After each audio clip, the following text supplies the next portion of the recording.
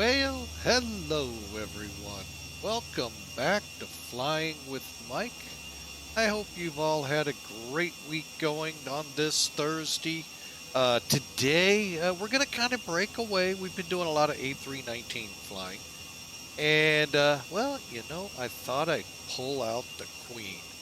And the Queen of the Skies, 747-200, is about to do such a thing. We're going to go from San Diego up to the FedEx headquarters there, folks, Memphis. So hope you enjoy this. It's going to be a fun run, I hope. We're just getting the last piece of things that, I forgot, you know me. If I could ever start a stream with everything in place, I think the world might actually stop. So, for the love of God, I could just never have everything in place. So, oh well, we'll get this ACARS system running here soon, and then all we got's the checklists to run, and airborne we shall go. All right, so that's running, and also I have noticed over the last couple of days, Flight Aware has been having troubles, gateway errors, it looks like. I've been seeing a lot of them at work yesterday. And now today, SkyVector is doing it. So I don't know what it is. I think it's all those balloons we shot down. I think something happened up there. But you never know. Don't quote me, folks. I'm just the one telling you. I think it might be those balloons. So, gosh forbid we go after something tangible instead of a balloon. But anyway, that's politics. We're going to try and stay as far from that as possible. It's just kind of funny. Anyway, so, we've been kind of dealing with that. And now SkyVector. So the weather is going to be fun. It's always there. And we don't have to worry about that, folks. I just won't maybe be able to get the exact data right when I want it. But you know what? Hey, it's flight simming. We wing it anyway. All right, let me get one last thing I want to pull up here, and that is the, see if they have a D-ATIS. I didn't look close enough at my charting earlier to see. Oh, they do. What is the real world San Diego doing here? 250 at 10. Okay, it isn't this bad here. 16. Oh, this. Oh, 1650. It's pretty close to accurate, yeah. Actually, it's about an hour old. A little over an hour old. But anyway, they're using runway 27. That's all we care about. So, 27. Now, if you ever are curious on these longer flights or just on your short flights, hey, what's the airport I'm going to? If it's one of the more major ones, now I'm not talking Mid-America Airport as being a major airport, but if it's something like Charlotte, that's a big airport. But how about Little Rock? How about San Diego? How about some of the, take a look at it, folks. All you got to do, follow the link I'm going to give you here. And, just look at the select facilities and see all that you can see. Folks, there's quite a few of the commercial airports these airliners fly into that have these digital ATISs, and they can really help you before you get into VATSIM territory.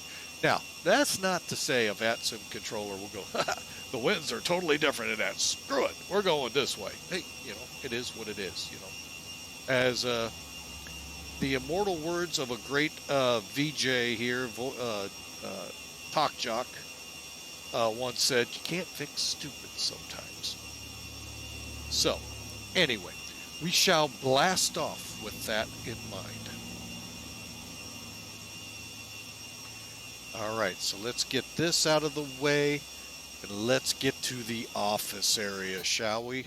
Well, let's start off here. We gotta introduce the aircraft. Folks, this is the Queen of the Sky. This, unfortunately, really hurt the Concorde. I know some of you love that plane. I love that plane. I think that was a technological marvel of immense proportions, but it flopped. And why? You could only put like 120 people in that uh, tin can, if you will. So that means to go from Europe to the States, you're paying an arm and a leg, and the passenger or two next to you's arm and a leg as well, just for your seat. Then they're taking your arm and a leg for their seat. You know, you get the point. It's very expensive. Where this plane came on the scene, 400 seats, folks. Geez, I could lower that price in half, if not further. And they did. Now, if you needed to be, you're a businessman. Businessmen love this plane, the Concorde. They could get from Europe to the States or vice versa in 3 hours, folks. I could kiss the wife and the kids, get to the airport, get onto Concorde, be in London, do my meeting, get back on the plane, home in time for dinner, if the flight time's lined up right. But you get the point. It's only 3 hours. It was also notoriously labeled the time machine for that same reason. Do the math, folks. As fast as they are going, if it only takes 3 hours to go from London to JFK, okay, so you're going to get on the plane, we'll say at 12 o'clock in the afternoon, noontime. And 3 hours later, you're going to be in the States. Guess what? You're coming off the plane, possibly be on your watch, on the clock on the wall in JFK before you boarded. Oh, those 3 hours occurred, but it's just kind of fun. But of course, it doesn't work going the other way. So, matter of fact, it's worse. It becomes a 6-hour flight because of time zones. Still 3-hour flying time, but time zones really hurt.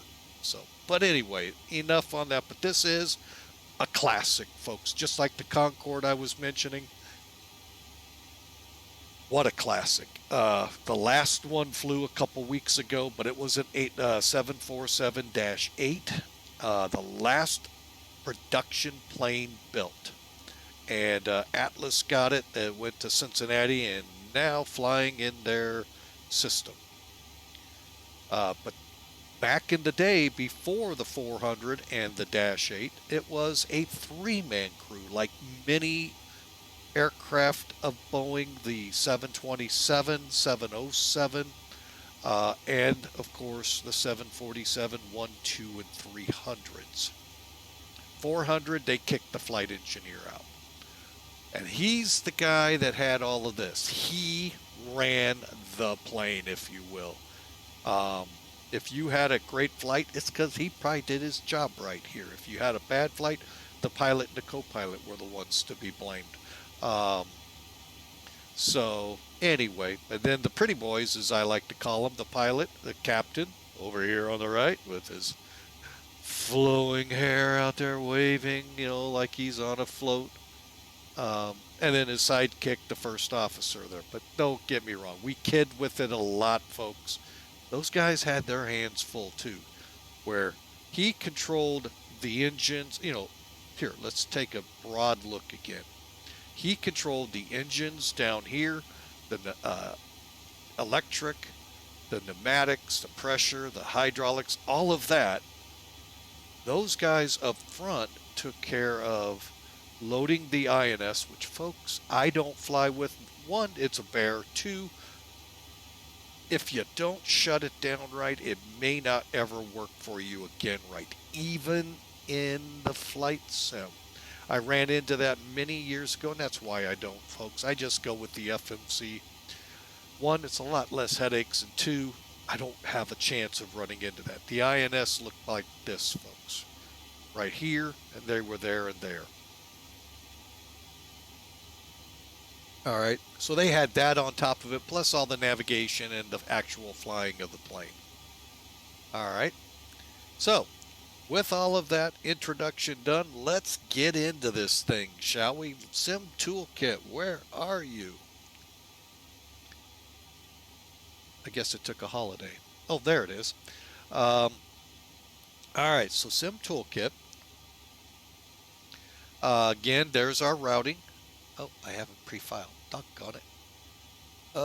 Stand by, folks.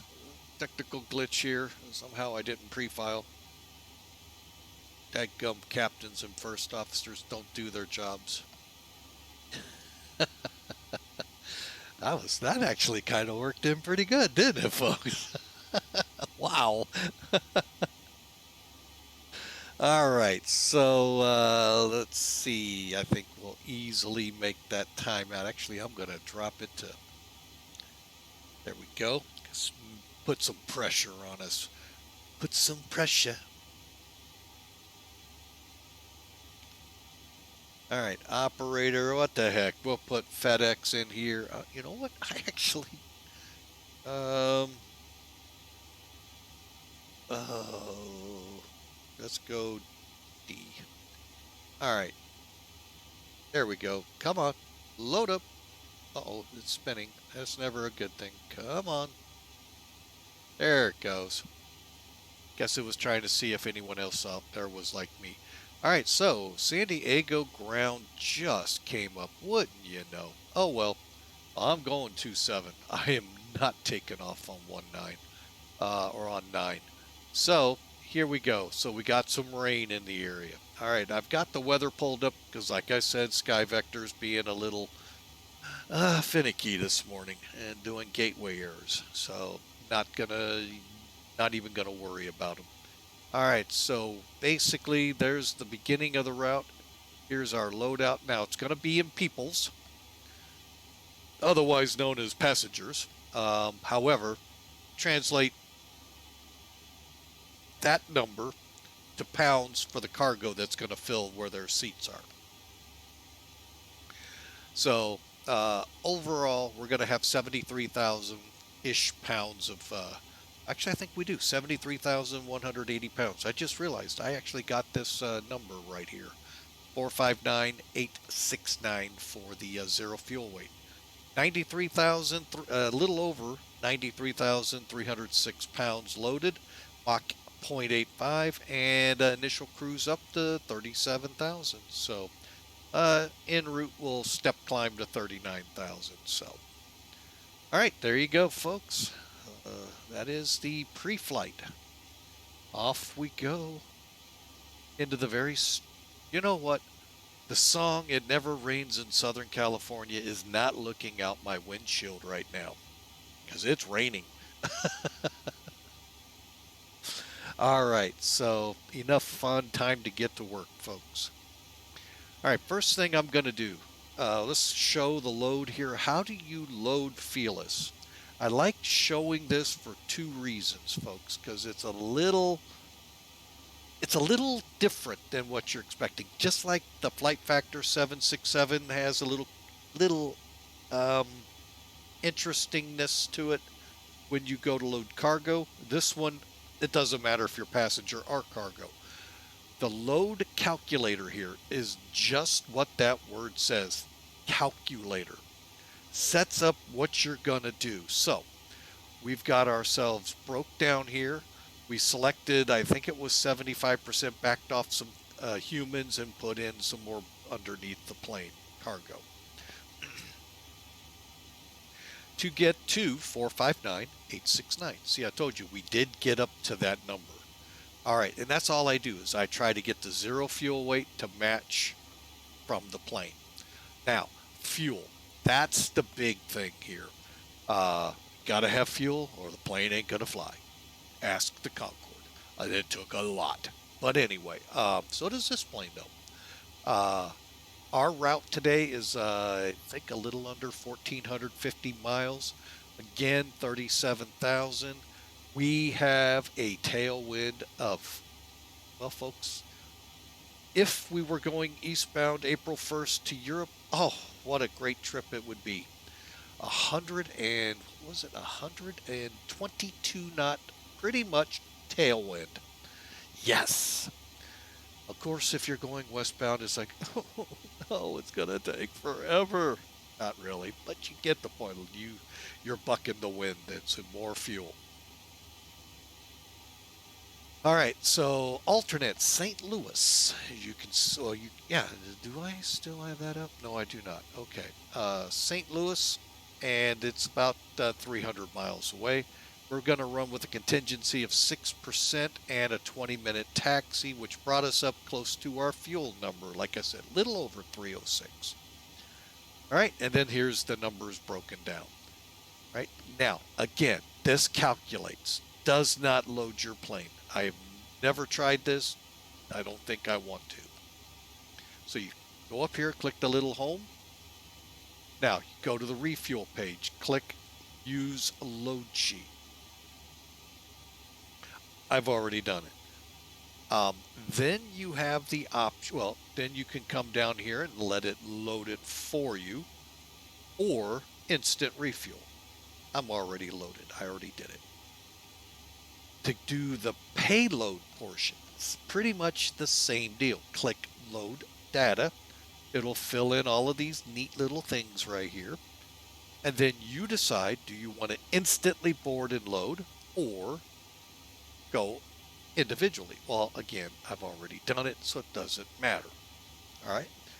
That's how you load the plane. So it's a little catches you off guard. Just because you put it all together neat on the nice little screen there saying load calculator, it's not going to put it in, folks. You got to go to those two menu boards. And then finally, we can go, and if you're on the INS, you have this, do a quick align, clear all waypoints, open a flight plan, blah, blah, blah, blah, blah, blah, blah, blah. I don't use it, so I don't really show it much. That's actually, I think, the first time I showed that page. Then we come back to ground. We'll go ahead and close up our doors. We'll leave the passenger door open for now. Trying to help us stay cool in here, you know. The pretty boys up front are getting a little overheated, you know, from all the limelight. All right, so with all of that said and done, the next thing I went and did is set up our performance. We're on a 9,400-foot runway. The airport is actually 17 feet above sea level. Folks, it only does 100-foot increments. So, see, point 100 down. That's all it does. Same with this 10-degree increment. So 273 is the actual heading. We're going to have to use 270. And folks, we're talking minuscule stuff here. And then the runway is damp, and I have no idea what the slope. Well, actually, yes, I do. Sorry about that, folks. I forgot I have Sim Toolkit. It has all the answers anytime I want them. Departure details, slope, 0.1. So guess what? Let's see if I can put a slope in here. Wait a minute, which way was it? Doggone it. Positive, so that's got to be up. Okay. Up. No. There we go. And did it change? Not really. Then we click set speeds. Then you put your weather. Ooh, I don't think I changed my weather on temperature, did I? Temperature. No, I did not. 6. Bad pilots. Man, I tell you, we got a crew here that's just missing a lot of things. All right, so now we're set. All right, and then you can also read data from Sim, only reads weather. The thing that caught me off guard on this, the big folks, when I did this read data from Sim, it filled nothing in up here. So I don't know if that's what it's supposed to do or not. I also set us to a flaps 20 departure. Even though at flaps 10, we have plenty of runway. And folks, in the real world, this plane does not get off the ground unless empty in 2,000 feet. I don't even think then it will get off. Maybe it will, but boy, I have never seen one loaded down get off in 2,000. So anyway, so that takes care of the calculations. You set the speed bugs, and what happens is it'll set V1, V rotate. V2 will be, well, here, will be, let me see if I doubt it. Oh, get back here. All right, so kind of get in here a little bit. So there's V1, there's V rotate. The bug is set at V2. 2, then the rest of them flaps 10, 5, 1, up. Optimal climb above 10,000 feet is 301 knots. All right, so there you go, folks. That is our what our performance will be: 150 or 113 for V1, 125, 142. All right, there you go. Then, once you've got all of these lovely things done, checklists. That's right. This plane comes with a checklist, and it's a really good one, folks. I kind of like running it. It takes a little bit of time, but you know what? I think, and it also helps you to not miss something. All right. Most of this I know I've already done, but you know, there just will always be that one to, huh? Did I do that? So, here we go. Before start, checklist, please. Gear lever and lights. Down and check. Brakes. Parked. Start levers. Off. Radios. On and check. Flight control hydraulic power. On. INS. Check and nav. Compasses. Slaved. Window heat. On. Seatbelts and no smoking. On. Emergency lights. Armed. Exterior lights. Damn. Okay. It always is going to do that, folks, until you do this. Check. Flight instruments. Check. Stupid, but it Altimeters is. and clocks. 1017 set and cross check. Radio INS switches. Radio. Radar and transponder. Standby. Indicator lights. Check. Engine and wing anti-ice. Off. Stall warning. Check.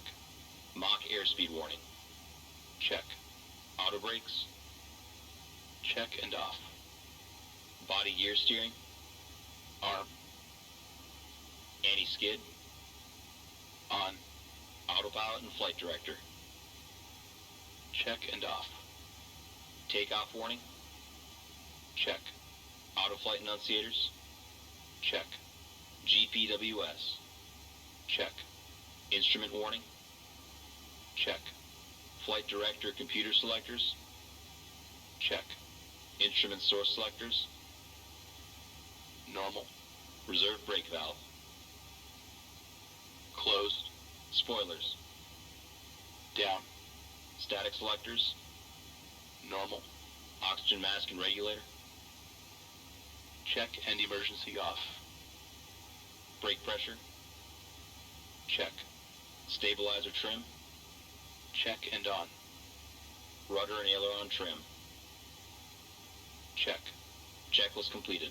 All right, folks, there you go.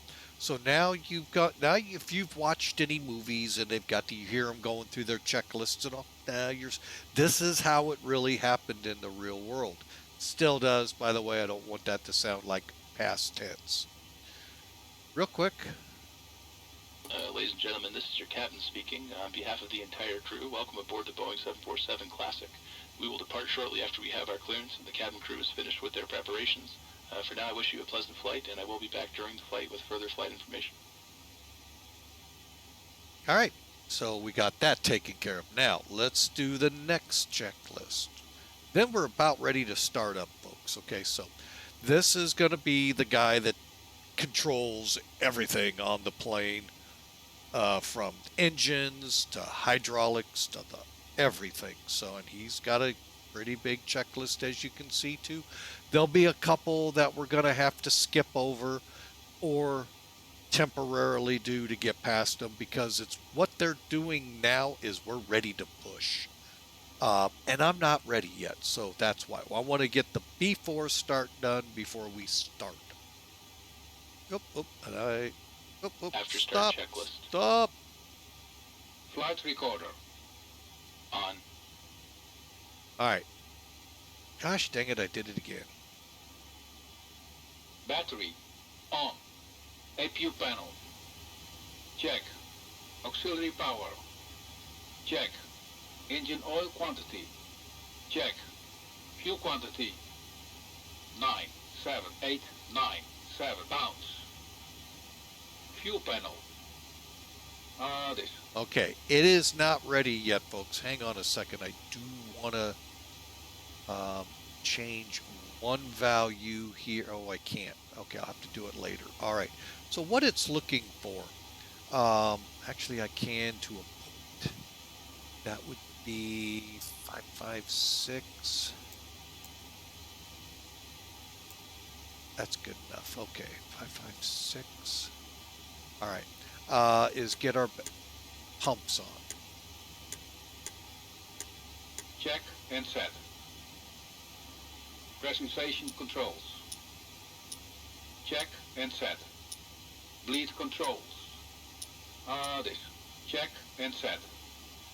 Hydraulic quantity. Check. EPR computer. Okay, Let's that's see. going to flag. Why? All right. Now, in the older versions of this aircraft, you would actually have TOW. Okay, now TOW and TOD. Actually, TOW I think was GA. But anyway, you had a takeoff wet setting. Now you're going to go what? And a takeoff dry. They actually injected water into these engines.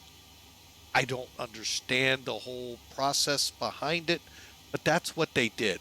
We're going to take off in what's called takeoff dry. TOD here does not stand for top of descent. So just wanted to let you know, we're going to leave it there. We're going to skip it. And by the way, there is another panel.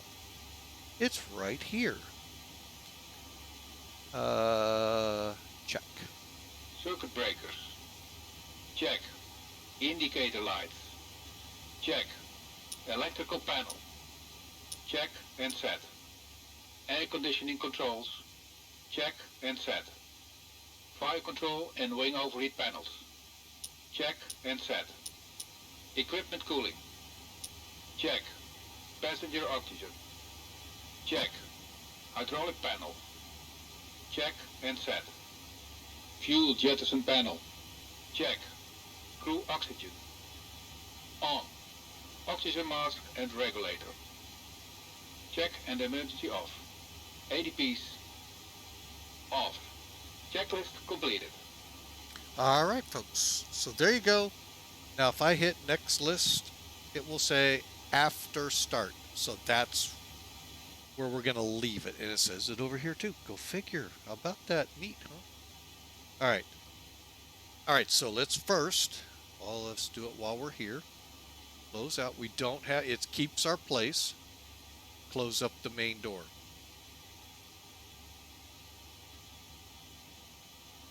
Okay, go back to our checklist. Look, whoop, back to calculations. So, all right, so go. Let's first see, I don't see anyone. Oh, I'm not connected. That's why I don't see anyone. Let's connect. We are FDX811. We are a Bravo 742. We'll go as a 742.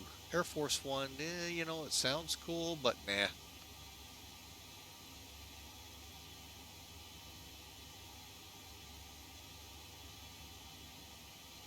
All right, San Diego ground is still up. All right.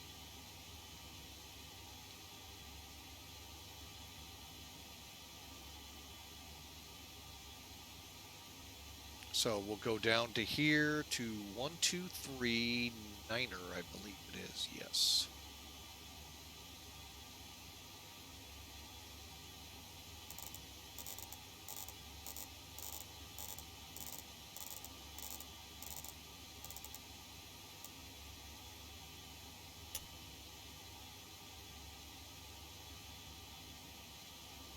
Okay, and I think we are.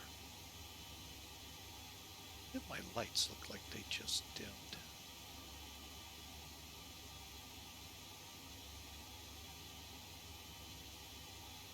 Okay, real quick, here's 7:16:45.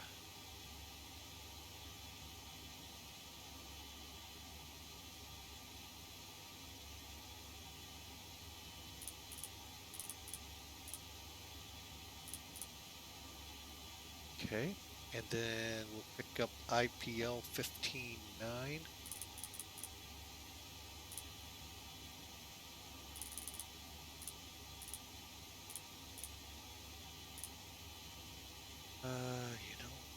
I think back it up with the localizer 2.7. Let's do that instead there. Just on the outset, 10.9. Okay. Always change that after bogey. So that'll be 2.75.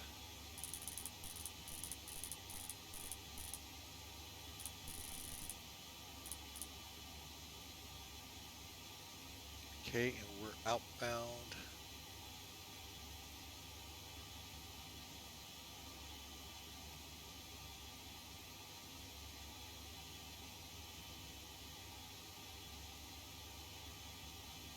Okay, got that all loaded up. All right, so get that again. 2.78, 2.78. And things are going to change here in a moment because we're going to get our clearance. Clearance from Clarence.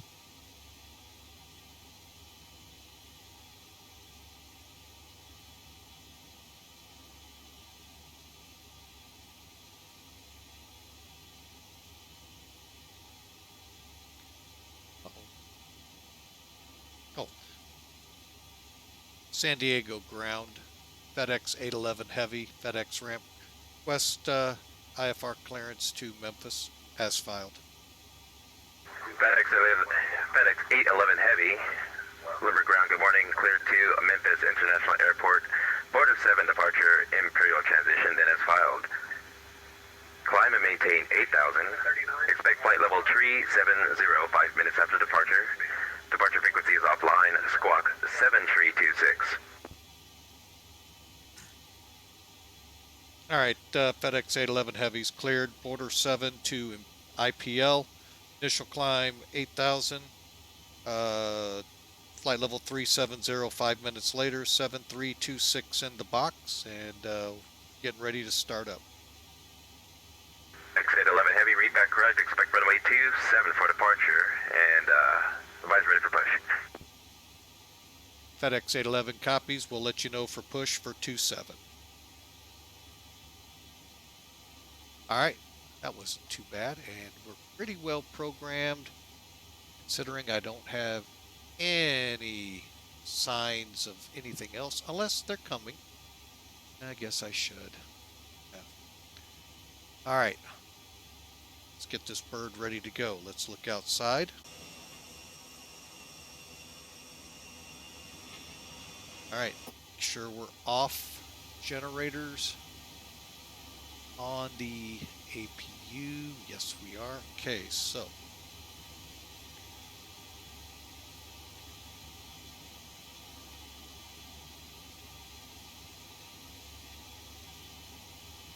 Cockpit to ground. Disconnect ground power.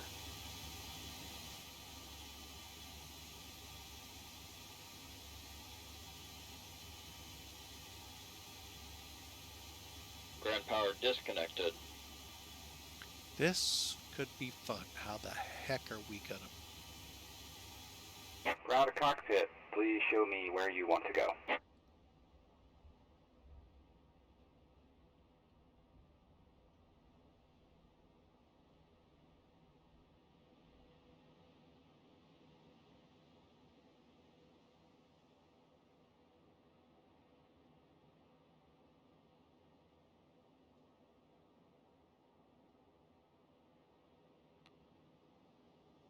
Ground to cockpit. Tow is driving up. Okay. All right. So to start the bird, what you do, folks, I start number 3. Today we're going to try to go with system 1, which is down. Once you go down, just one of these you have to click. Oh, you click this one or this one. We're going to use this one today. Up or down. I'm sorry, down is the only one. I'm sorry, flight starts up. That's what we'll use for takeoff. Sorry.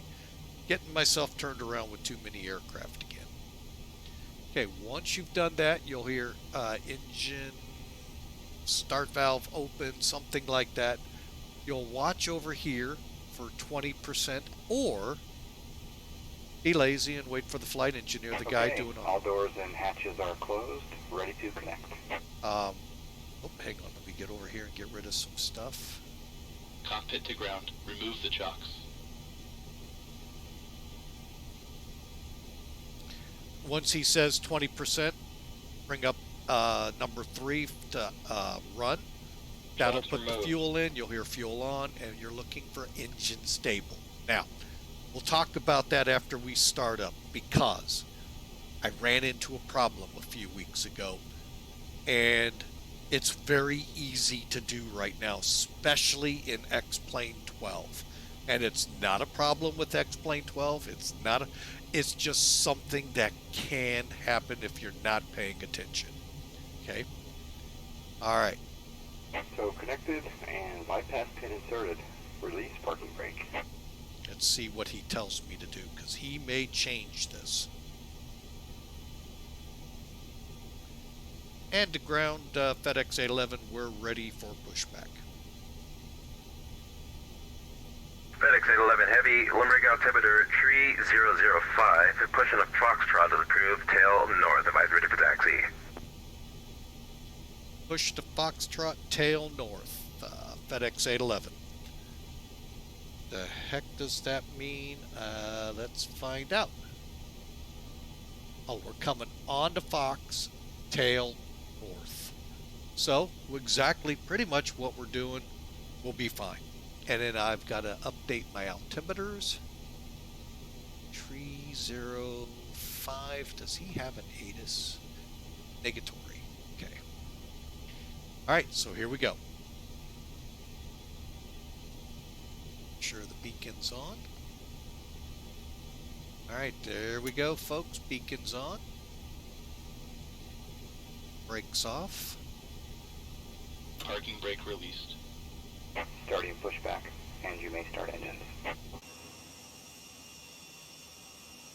Let y'all see this. Oh, we're going to run over you, Tug, if you're not careful.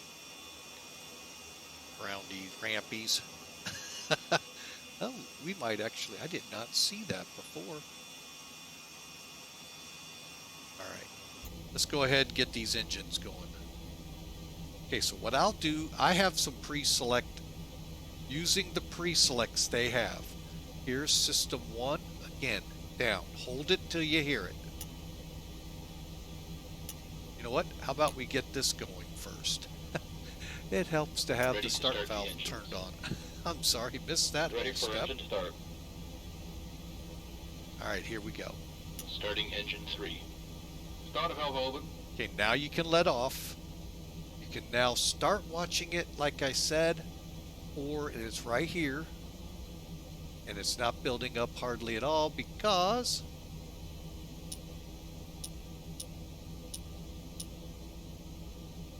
the packs were still on. You need to either turn them off or turn them way down. It is capable of a 2-engine start, one at a time. And I'll show you that on 1 and 2.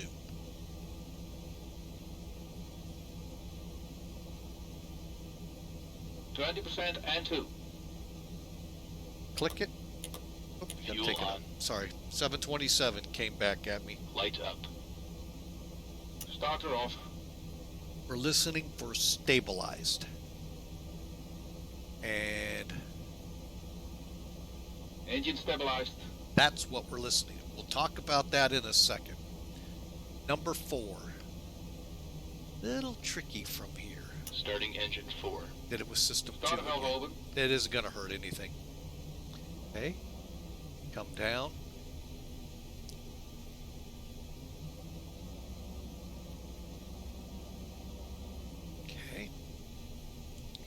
Like I said, 1 and 2 we're going to do together.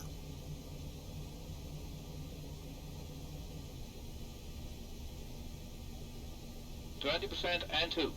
Okay, take number 4. Fuel on. I think it's idle that we're going up to now, Operation right? Lights complete. out. Set parking brake. Starter off. Okay, parking brake. Parking brake set. Disconnecting tow. Stand by. Engine stabilized. Good. All right, so what I'm going to do now, I'm going to switch up here. So what we'll do is go, Starting engine 1. Starter valve open. Starting engine 2. Starter valve open. okay. Now, the first one it'll say is 20%. That's your number 1 engine. It's either a little slower because you're putting air to 2 engines. 20% and 2. It doesn't tell you Fuel which. on. Lights up. 20% and 2. Starter off. Fuel on. Lights up. There you go, folks. They're Starter all off. lit. Engine stabilized. Need the other one to stabilize. Engine stabilized. Perfect. All right, so now we'll close the starter valve. Come over here. Now, you can, if you want, folks. Tow go- is disconnected and bypass pin has been removed. Hand signal will be on the left. We'll see you next time. Have a safe flight. check your. Okay.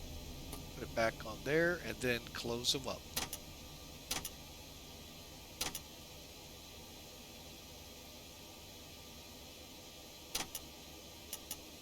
There you go. And then you can turn the bleed off and the APU.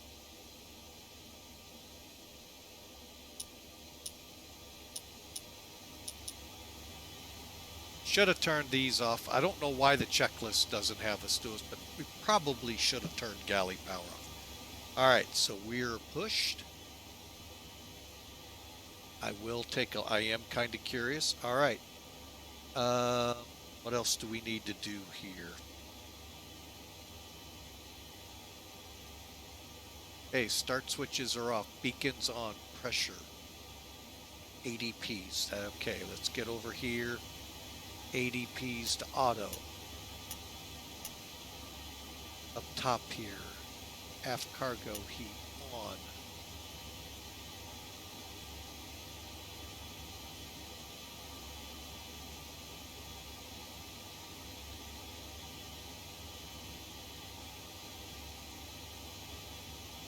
Okay, and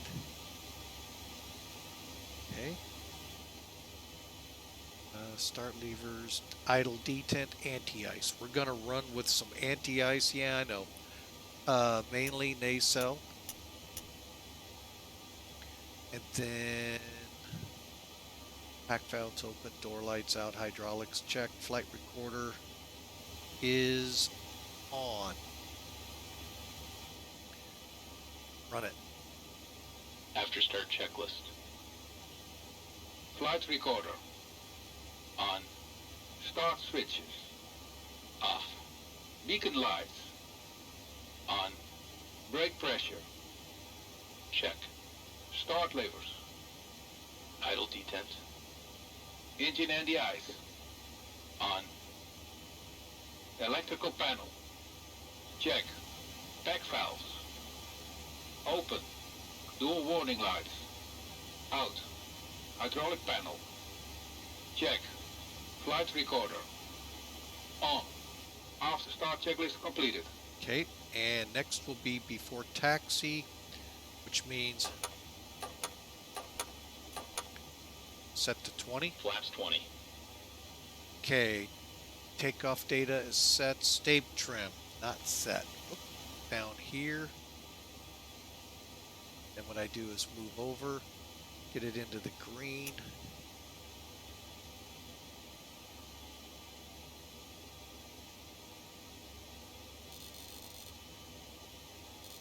Okay. Yaw dampers. Oh, flight controls. Yeah, we can do that real quick. Now, right here, this black area, it may have your tail number, it may not. Click on it, get your controls.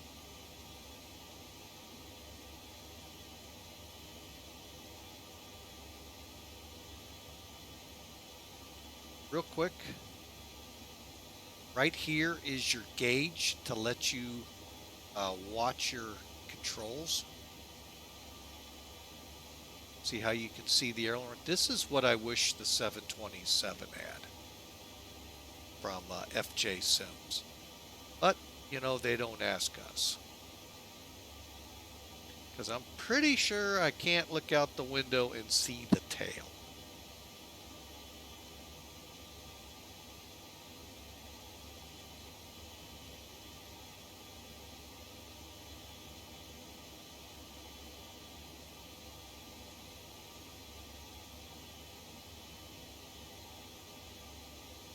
Then again, only time I bring this back is on landing, so otherwise it's just in the way and hard to sometimes track. Alright, so flight controls, pitot heat, that's up here, folks, on. Yaw dampers, APU fuel heats off, totalizer set, engineer panel set, aft cargo set, we're ready to run it. Taxi checklist, please. Flaps. Flaps 20. Flaps 20. Takeoff data. EPR and airspeed bugs. Set and cross-check. Stabilizer trim. Set in green band. Probe heat. On. Flight controls. Check. Yaw dampers. Check. Seatbelts and shoulder harness. Check. APU. Off. Fuel heat. Off. Totalizer and gross weight. Set. Flight engineer and pilot panels. Check. Aft cargo heat. Normal. Seatbelt and shoulder harness. Check. Taxi checklist completed. San Diego ground, FedEx 811 heavies, ready to taxi 27. FedEx 811 Heavy, runway 27. Taxi via Foxtrot Charlie. Fox Charlie to 27 for FedEx 811.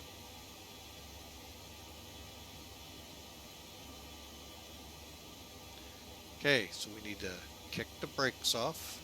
Parking brake released. Get the taxi lights on, which are only turnout lights. And right now, I am going to try something.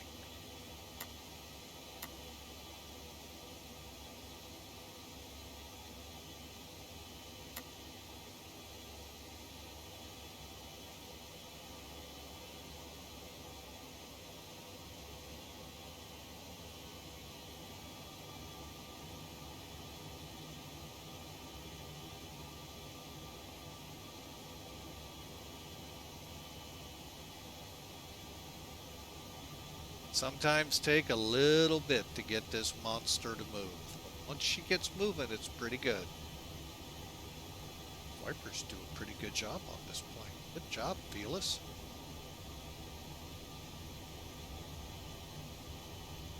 Unlike some of them that don't do anything. Alright, so I was going to talk about how do you know. The one little quirk I ran into, and it was this guy's fault. None of those guys' fault, X-Plane or Felis. It is so easy, folks. Be careful the aircraft you select is X-Plane12, because right now, until we're fully released in X-Plane12, and I'm in Austin, I'm sorry. Oops, that's a little loud, isn't it? Sorry if you call it full release, but you keep releasing things left and right on me.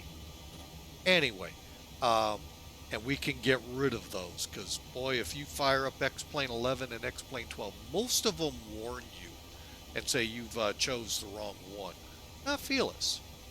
And what'll happen is it won't, you know how you heard it starting up? You got starter valve open. then you turn the fuel on. Oh, 20%, then you turn the fuel on, and so forth. Well, once you get it spooling up, it won't spool all the way up, and you won't get engine stabilized. That's your clue. But guess what? It took you 30 minutes probably to get to that point, and if you're on the INS, it's going to take an hour. So that's when it stinks. So this guy did it for you first. Ooh, what a lightning strike. To teach you. So really, if you don't want to go through that, folks, I highly recommend that. You be careful with that. Make sure it's X-Plane12. I sat on the ground in Oakland quite a while trying to diagnose this.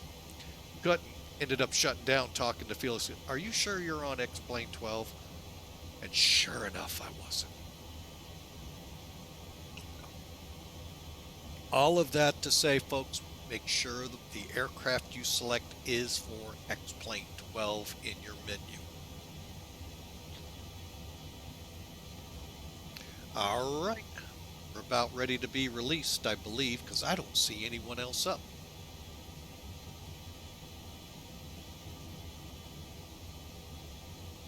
And this will be a full departure. FedEx 811 Heavy, frequency change approved, Monster Unicom 122.8, have a safe flight. FedEx 811 copies over to Unicom. Thanks for the ATC. Have a great one. 2. Okay, it's going to get loud.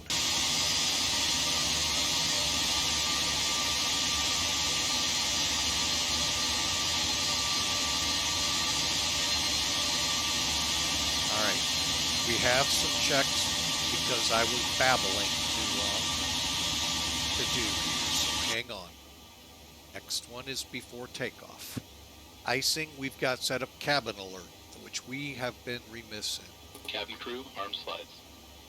All right. Wing lights. All doors are closed and armed. Actually, we'll keep the body gear on till on the runway. Transponder. Radar.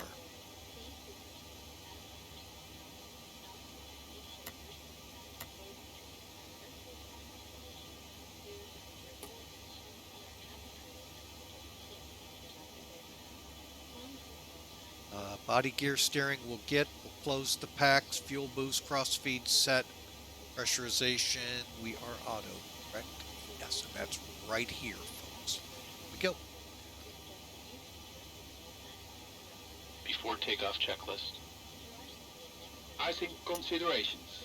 Check. Cabin alert. Check. Transponder. Check. Ignition. Damn. Oh, that's right. I forgot about those. All right, so this is when we go up.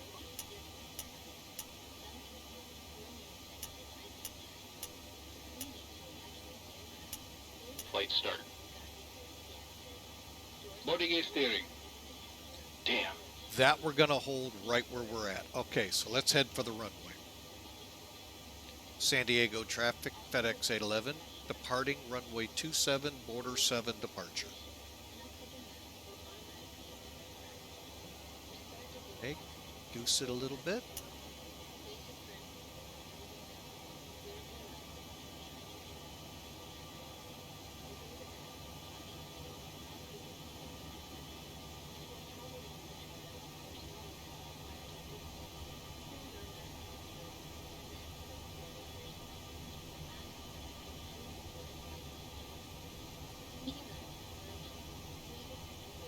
Okay, and just within an hour, folks, we're about ready for the runway. We are getting on the runway, so we just kind of...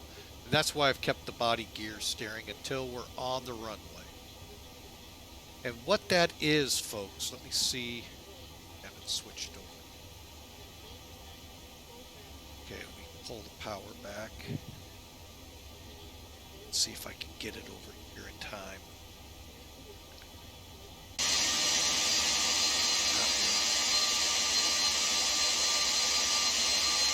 Anyway, the body gear back there is these two wheel sets right here. they actually pivot. And that's what that switch allows for. We're going to go up here now and disengage. Disarm. Back valves. Yeah. This.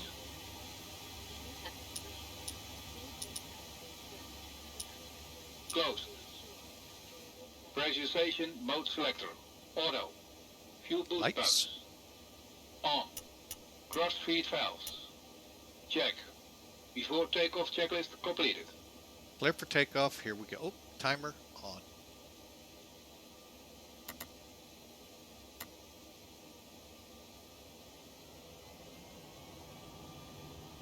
Bring her up.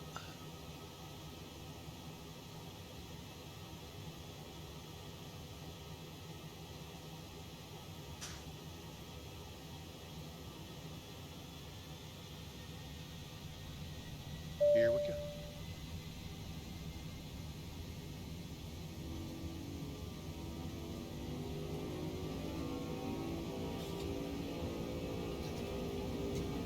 Thrust set. Cabin ready. 80 knots. Like I said, folks, this part I don't think V1. Rotate. is that realistic. Positive rate. Up with the gear. Gear up.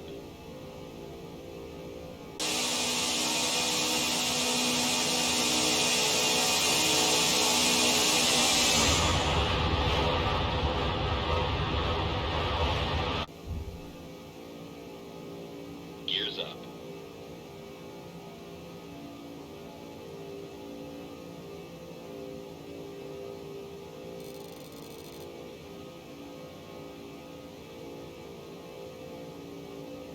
Okay, 278.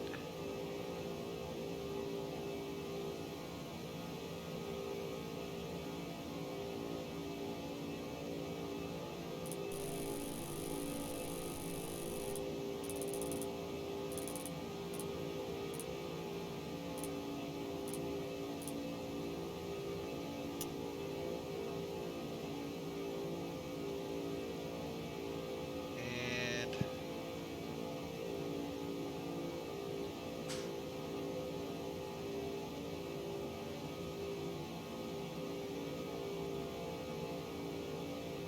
keep being in the clouds and trying to do too many things at once. I got off course.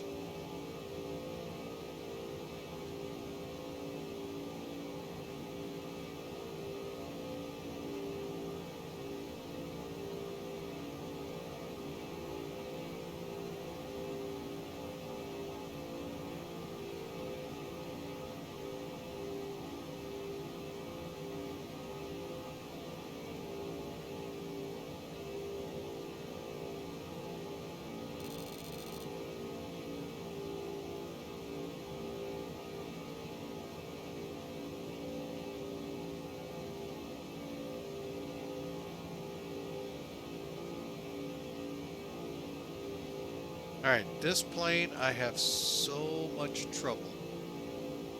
So what I'm going to do is put the beastie on autopilot.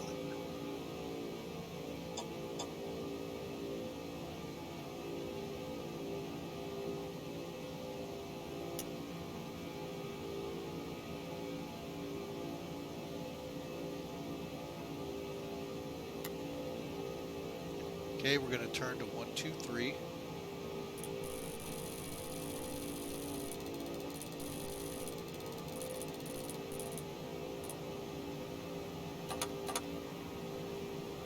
Flaps 5. Get into a VS climb.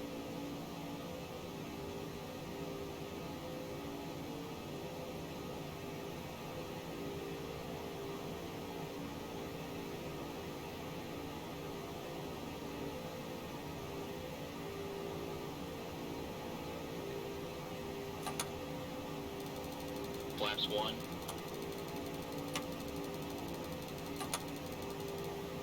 Flaps up.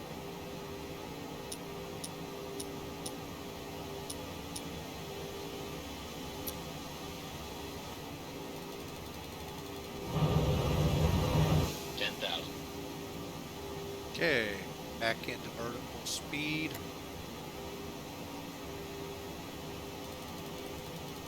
Again, what plane am I in?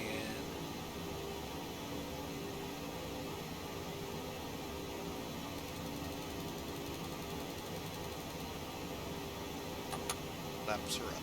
Okay. 301.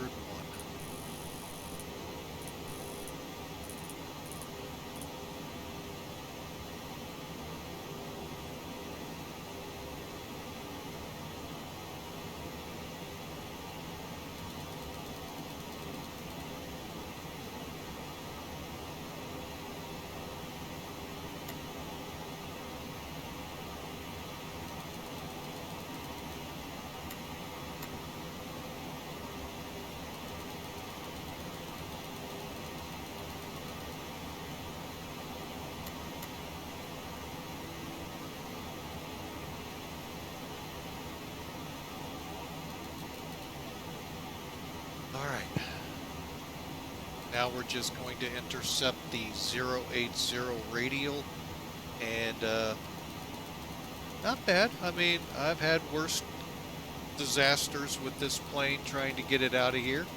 I always forget I can bring the EPR up here. Okay, we're in climb, we're in EPR, and we're good. All right, we got some checks to do real quick. And you can see I get to this when I can.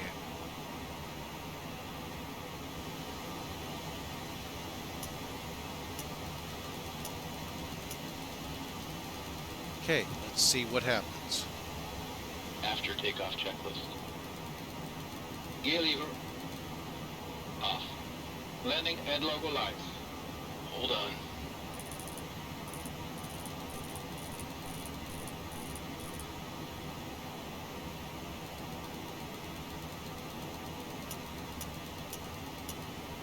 Off. Ignition. Check. Seatbelts and no smoking sign checked. Back valves. Open. Fuel leak. Auto. After takeoff checklist completed.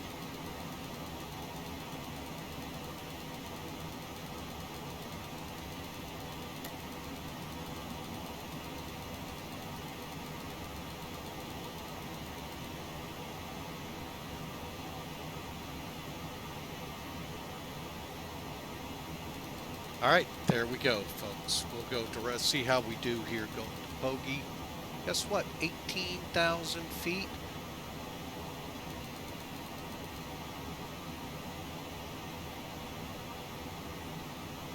Transition.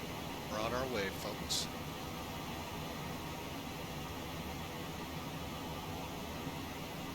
We'll maintain 0.85 for now.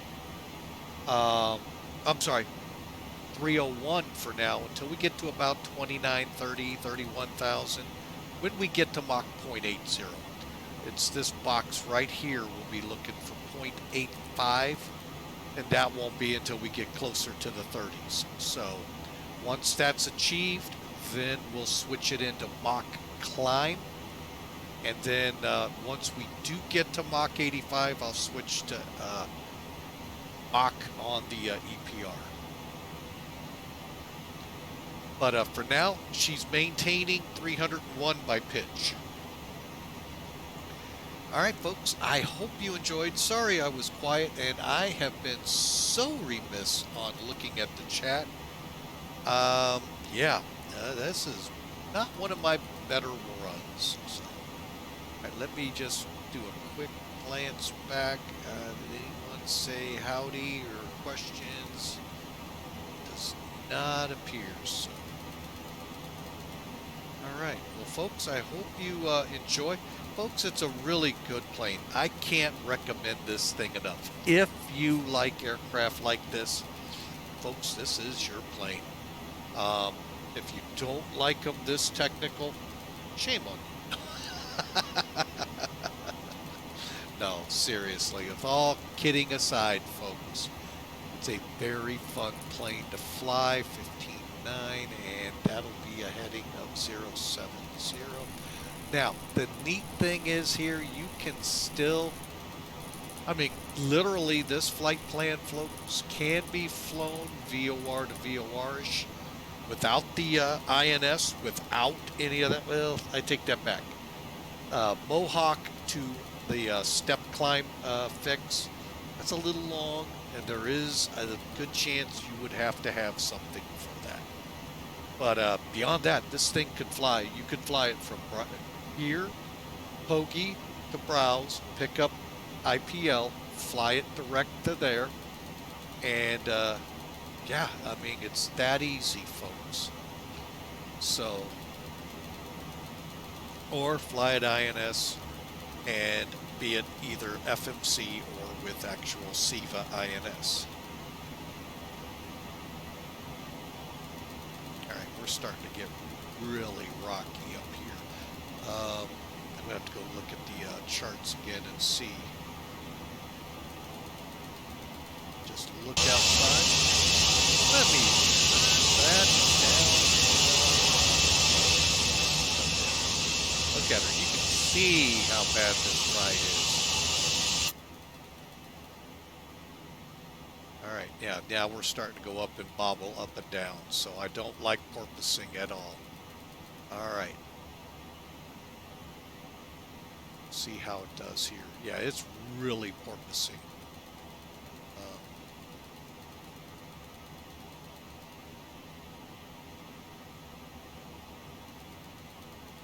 So what I'm going to do is I'll do this right from here.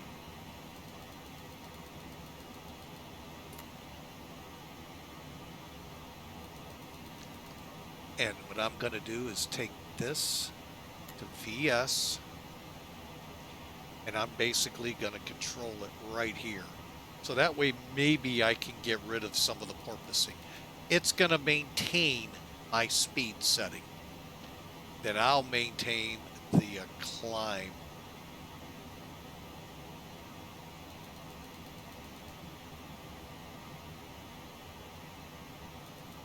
So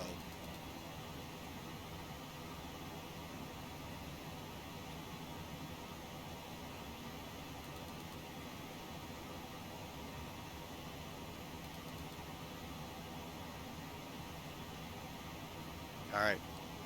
I really hate it when these sims start porpoising like that. It just, oh. Now we can take a look outside. Hopefully it's a bit more stable.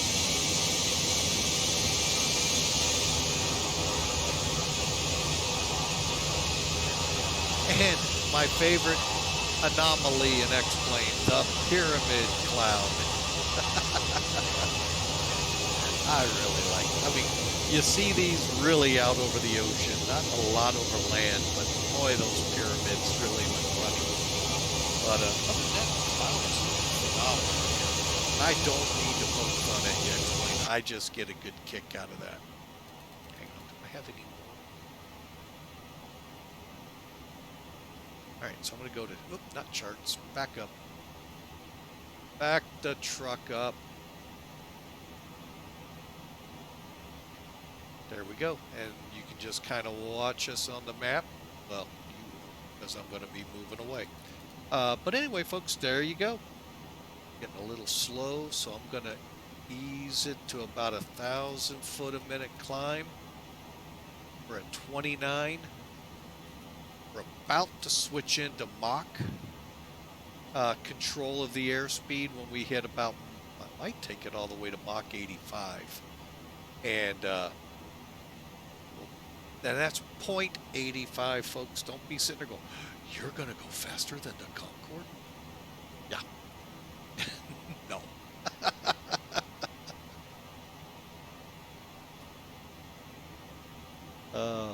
All right. So anyway, we are just about there. Somebody's at my house because our guard dog decided to wake up. All right, folks, enjoy the ride. I'm just going to sit here on the side, and we'll join you from time to time. Enjoy San Diego to Memphis.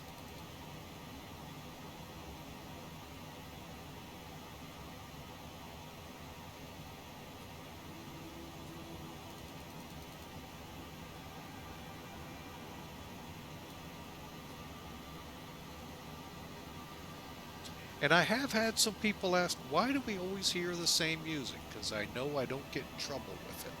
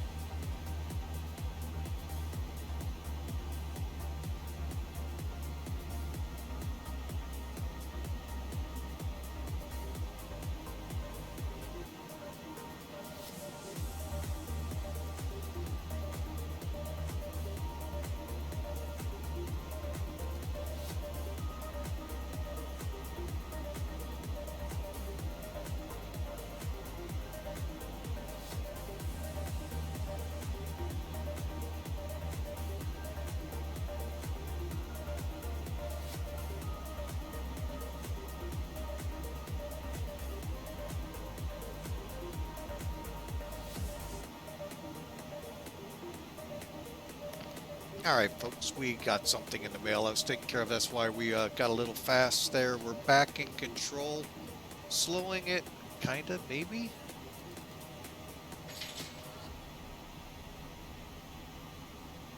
But, hopefully we get her back under control here.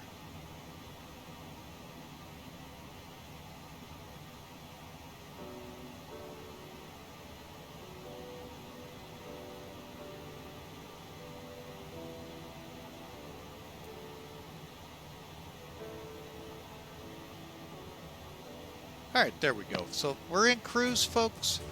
We are looking at is that right? An hour and a half? That just doesn't seem right, but you never know. Let's take a look ahead of the flight here in Sim Toolkit.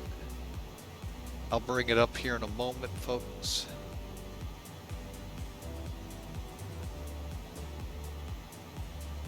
All right, so we have Dallas ahead of us. All right. So, folks, we will let you all enjoy the music. It's Friday Eve, folks, so I hope you have a great day. Enjoy the warm-up to Friday. It's Lent, folks, and the fish fries out here in the Midwest, so who knows? Maybe we'll start thinking about Fish Fry Fridays when we fly. We won't be able to fly tomorrow. We're back at work tomorrow. But we'll take a look at the calendar and see what's possible. Matter of fact, I think the next 2 Fridays I work. Doggone it. Well, we'll see what we can do.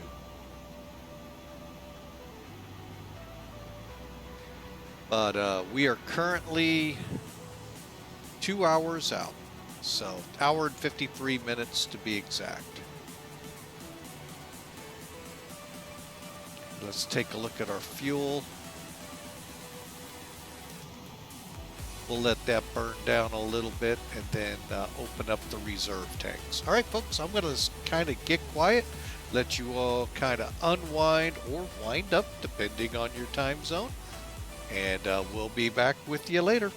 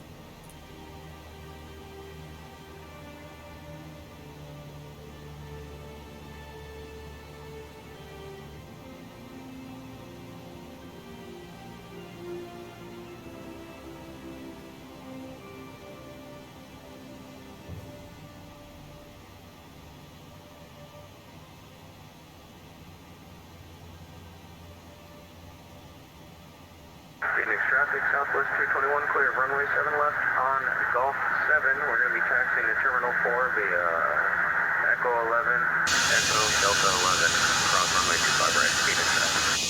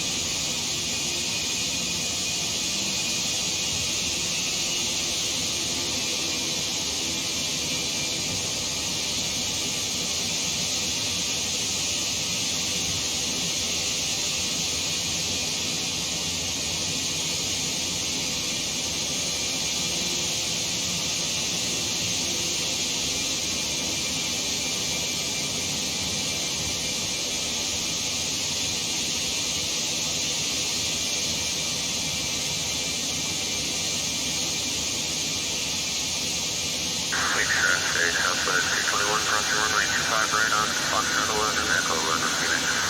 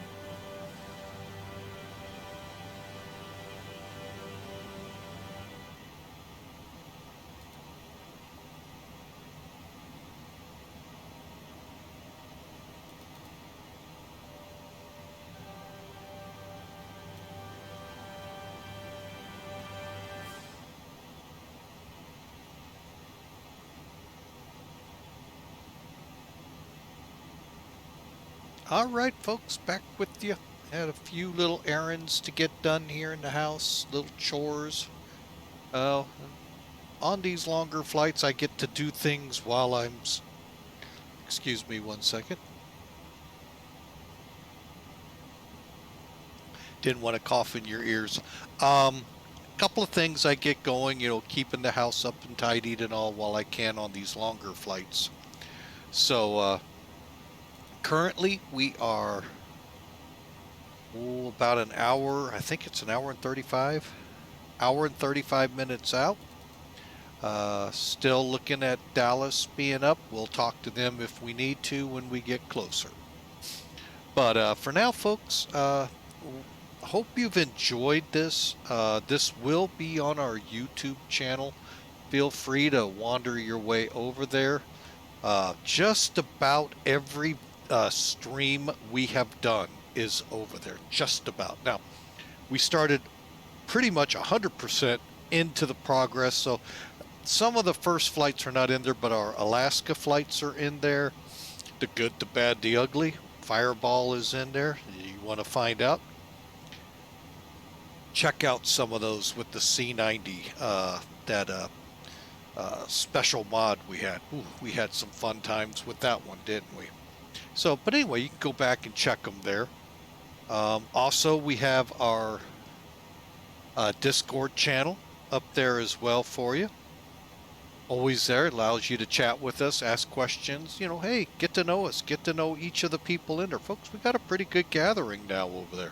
I'd love to start beefing up the traffic in there so that, you've got a place to come when you want to chat. So, a couple of things there. But with the Felis here, folks, it's, it looks easy, but boy, there is so much, at least for me, so much to stay ahead of that I fall behind so quickly. And that's why that departure wasn't the greatest. So, but still, not as bad as some. I mean, usually it's 20,000 feet before we start getting into the after start. I'm trying to get better at it, but I don't fly it every day. I've found that the Tolis A319, as easy, folks, if you're looking for a simple airliner that's yet complex, the Tolis A319 is a good one. It's a very, oh my God, is it so stable to fly with the stick. So when I come in on an approach, I can come off autopilot and it's so easy to work. So yeah, I highly recommend that one. And I also recommend this bird out of Felis. As complex as it is still a pretty easy aircraft to work with when the weather is being nice. Right now it is not. Wow. I'm watching that airspeed gauge. And part of that, folks, here, let me pull up Sim Toolkit. Let me show you where part of that problem's coming in at. All right, here's Sim Toolkit. We're now on the live map. Okay, there you can see what's up ahead. This purple here, folks, gray, whatever you want to call it, that's actually POSCON. We haven't been flying in that quite often here. There's been a lot of changes over there, and I cannot get it to work in X-Plane12. So yeah, that may go by the wayside. It's a shame, because I kind of liked it, but, things change. So we all have to change with the times sometimes, so long as it doesn't go against our principles. But you can see Dallas 113, 175 is probably a good hour ahead of less than an hour, 45 minutes we'll be in there, and then into Memphis. So currently on departure was a 1-8 departure or arrival. 1 to 1/8. We'll see how things are going with D8 here in a minute and start preparing for that. This is that leg I talked about, folks, from Mohawk to ONMN, I think it is, or NM, one of the two, where you couldn't necessarily fly VOR to VOR. But at this point, we should be picking it up. And I could turn INS off and fly us in off the VORs. But I'm not, because it's a little easier to stream without having to constantly be, tweaking it. But let's show you where all the fun is coming in at. We're going to go back to the flight summary page. A little different look, yes. I don't know if we can get a dark look to this. That would be interesting. But anyway, let's go to the, let's see, where would we find it on here? That is right. You know what, let's drop this. We're airborne now, and we're on a different operational flight plan format. Instead of the normal Lido, where it's real easy to find, it isn't all that easy in this one. Let me try a different way. Before I be silly here, let's go to that. I'm glad I did this.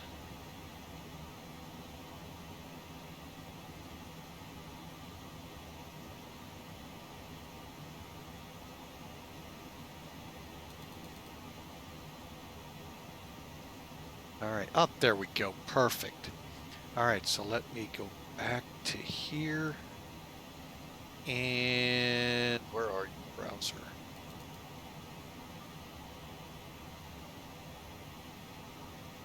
There you are. All right, so I'm going to bring the browser in. And basically why is so you can see the new look to SimBrief. It's a pretty interesting look to it. I kind of like it. I've talked with a friend of mine. It's tough for change. So, but this change, I even had change. Folks, Charts 8, I still have problems with, but I'm getting used to it. Starting to feel my way through like I did the other one. This was a piece of cake for me. It's just a different way. The neat thing they've done is you see this map right over here. Hang on, let me make sure where my cursors. Oh wait, it didn't show up. Why didn't it show up? Hang on. Why didn't it show up? There it goes. My bad, folks. Where's my cursor? Okay, I guess I don't have it set up. Anyway, the map that you see on the right side of the browser screen here stays with you through the whole flight plan. So when you get down to the routes, if you remember how hard that was to get your route to see how it's working out and all, how it looks on the map and all, unless you had SkyVector up with you and just doing it that way. But you can scroll through this side and have no troubles whatsoever. I really like this format. Now this is the end result of the what we have up here is the American Airlines flight plan format. I really like this. Not because Virtual American uses it. I wish I'd have found this one earlier. It's very close. I also like United, and that one is because of Piedmont. That's how I find these two. But this one just, I really get a good feel of using it. But here's why we're having such a hard time with speed. Look at this average wind as of 1621 Universal Time, which is in my time zone 1021 a.m. Central U.S. Time. And look at that, 122 knots. Like I said in the beginning, boy, if we were going across the pond eastbound with that kind of wind, whew, we love it.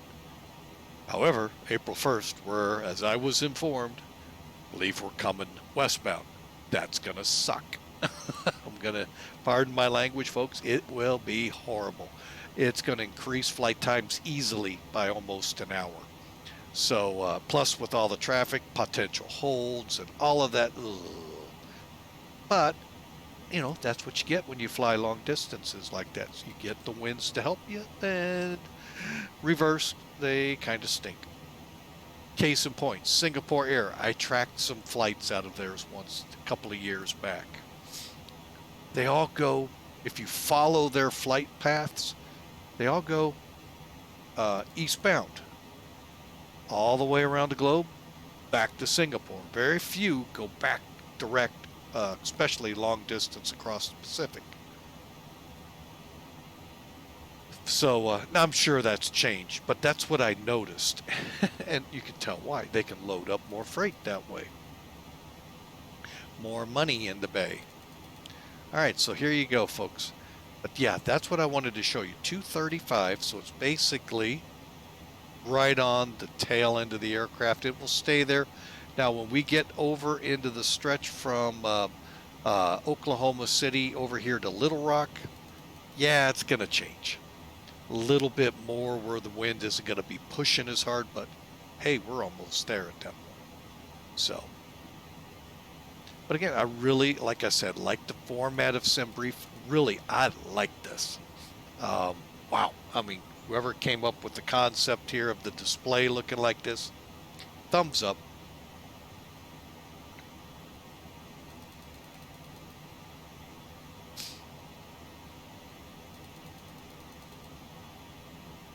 All right, so let's get that out of the way here.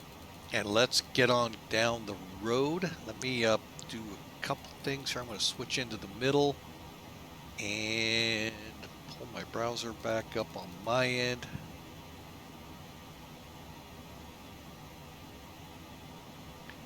All right. SimBrief. Okay, where is... oh, it doesn't give me the frequencies. Oh, I miss Sim Toolkit. Or I mean, let's see if Sky Vectors come back to life. Hey, it did.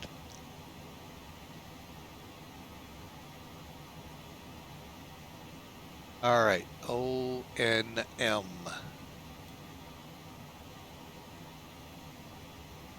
Panhandle. No, that isn't Pan. Where? Here it is. We might be past that already. Let me see.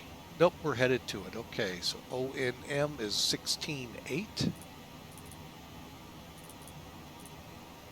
And Panhandle, which is in Amarillo, 16.6.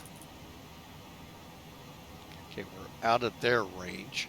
But yeah, we're like 19 miles out.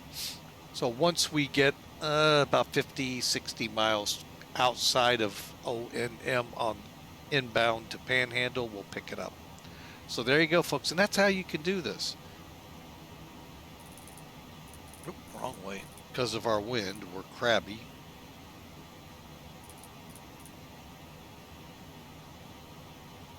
And all looking good. Now, ONM, we have a scheduled, and I was bad. Guys at Felis are not going to be happy with me. I didn't take it out of select to hold. So I am going to go ahead. First off, take a look at my fuel panel.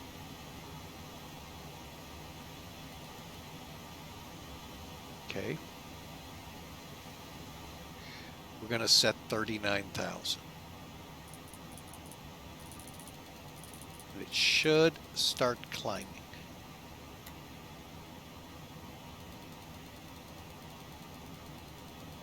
Now, one thing I haven't talked about yet that I really like, and these are some of the little things I wish FJS, when they bring that 727 to X-Plane12.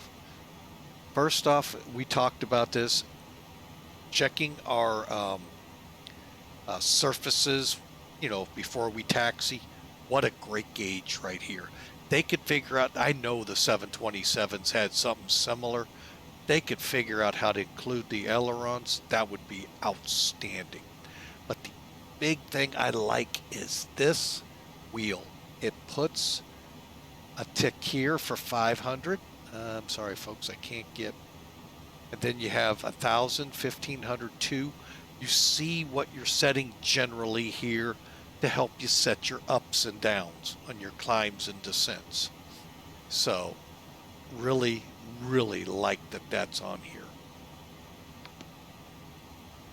So with that, I'll let the music roll just a little bit, and then we'll get into that verse of the day that's been popping up. It's part of a larger section in Colossians to go over, but for now, If it hasn't come up, let me put it there, and that'll let you think. So, but we'll get into that because, like I said, it is a bigger verse than just the one to explain everything just in that little boom. So, we'll give it just a little further down the road. But for now, enjoy some music.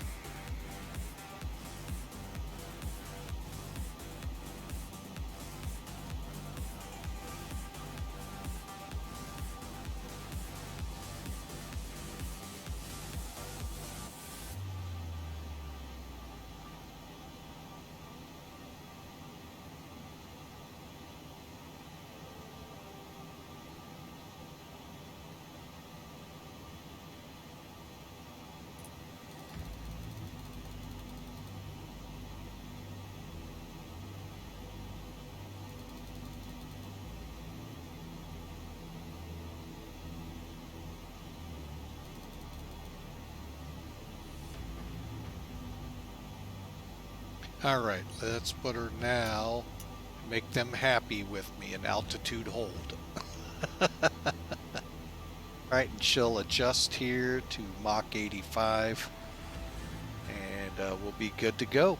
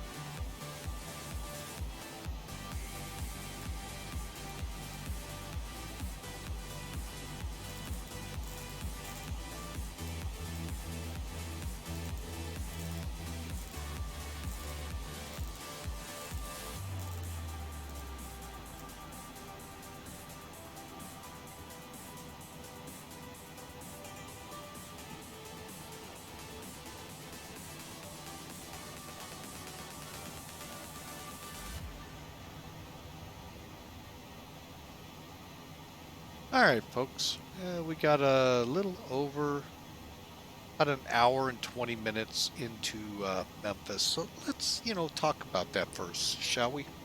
Again, it's a bigger, sometimes when you see a verse like that, you gotta look either side of it for more context to what, especially in this case, Paul, who wrote Colossians, what he was getting at. And in this case, you have to look roughly back to verse 5 out to verse 11. And again, we saw what verse 8 said, Hang on a second, in case for those tuning in right now, that verse went like this. But now you must put them all away: anger, wrath, malice, slander, and obscene talk from your mouth. Okay, great verse for a verse of the day. Don't get me wrong. But there's a lot of meat missing from that verse that's needed to be expanded upon to help bring it into full context, if you will. Hang on a second here, and when you look at it in full context, if we start actually in verse 5, read it to 11, it goes like this. Now, it again will be verse 8 in there. Put to death, therefore, what is earthly in you: sexual immorality, impurity, passion, evil desire, covetousness, which is idolatry. On account of these, the wrath of God is coming. So in these, you too once walked. That being new Christians. You once walked in this. And that's true, we did. When you were living in them. But now, as a Christian, you must put them all away. And that is anger, wrath, malice, slander, and obscene talk from your mouth. Do not lie to one another, seeing that you have put off the old self, that is your sinful self, with its practices, and have put on the new self, your born again, your new self being your Christian, which is being renewed in the knowledge after the image of its creator. Here there is not Greek and Jew, circumcised and uncircumcised, barbarian, Scythian, slave, free, but only Christ is all, and in all we are. So, like I said, it takes a bigger chunk of that book of Colossians to understand that verse 8. Now, what are we really into here? When we give our lives to Christ and become what is called a Christian, back when it first happened, we were part of what was called the movement, way back 2,000 years ago. But you're going to become a new person. You're not the same person anymore. The sinful you died when you gave your life to Christ, just like Christ died on that cross for you. Your life died to Christ. Doesn't mean, you didn't actually physically die, but spiritually you became someone who believes in Christ. So when you do that, what are you now? Well, now you're a Christian. Your new person is of Christ. So therefore, if anyone is in Christ, he is a new creation. Old things have passed away, and behold, all things have become new. That's from 2 Corinthians, folks, 5:17. So as a Christian, you're not that same person who sinned, who committed all of that earthly sins and all that were spoken of in the beginning of my devotion today. But you are now of a new person. So, and with that, Satan is still going to reach out, from the spiritual grave that your old person went to, and try to pull you back. That's why sometimes, folks, you ask yourselves, why? Why did I explode like that? Old self just wanting back in and wanting you to be like that. But we have to push forward. We have to learn to get past that and live really a different life. And that can be shown in other ways as well. We have to let the old go so that the new can shine forth. And that's hard for a lot of people.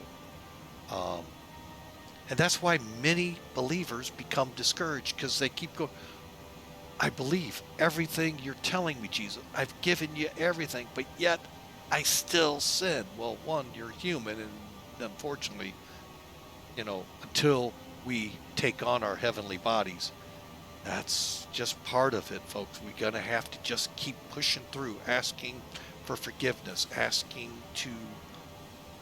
for Jesus to come in and help push us away from that old life so that we follow that footpath that he's put in front of us to better ourselves. And that, friends, is a tough one, but you know what? Be assured, God is patient.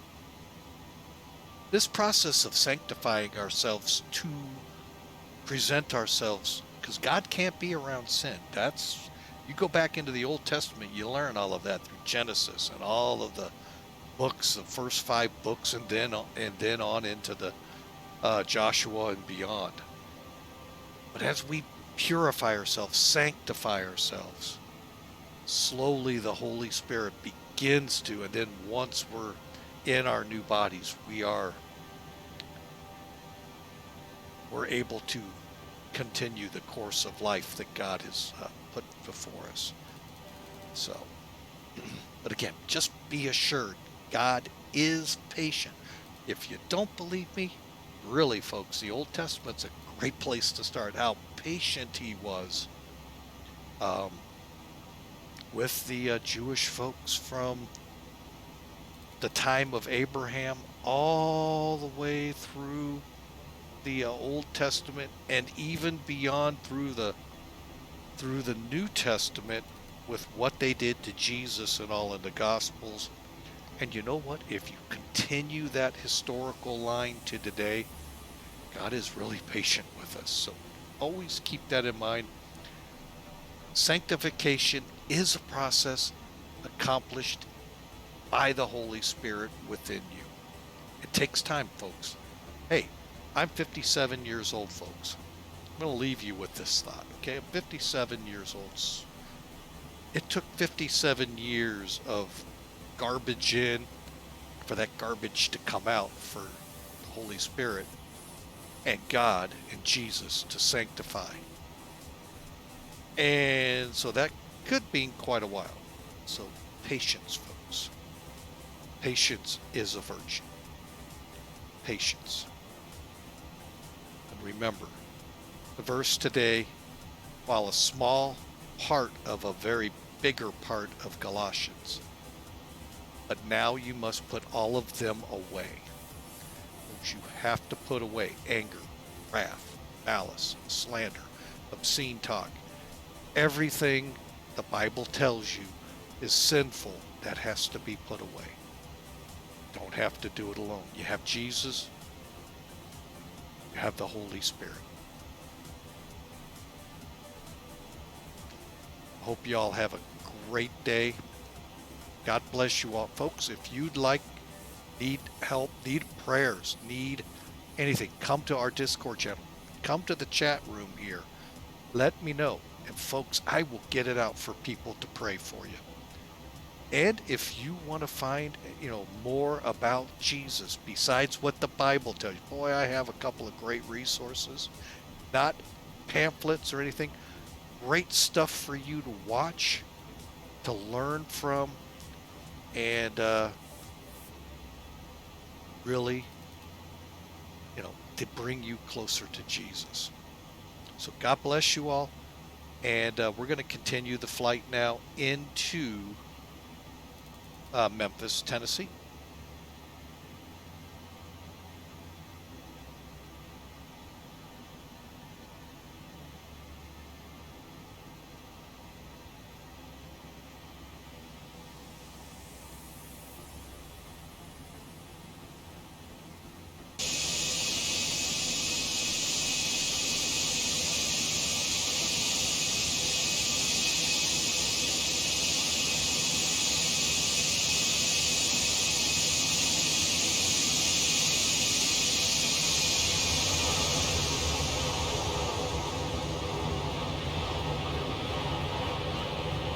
Well, I'll tell you, looking at that, look at that crap, folks.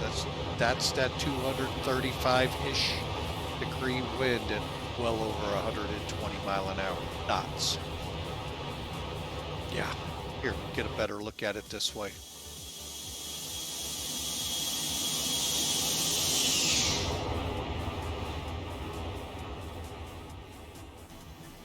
So,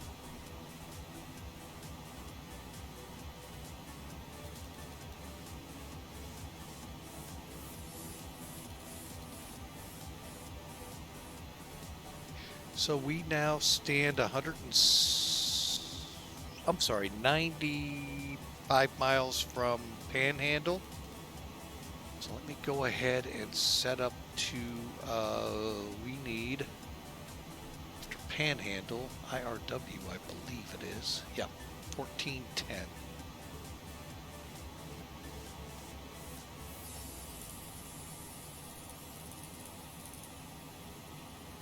And we're just out of range, but we'll pick up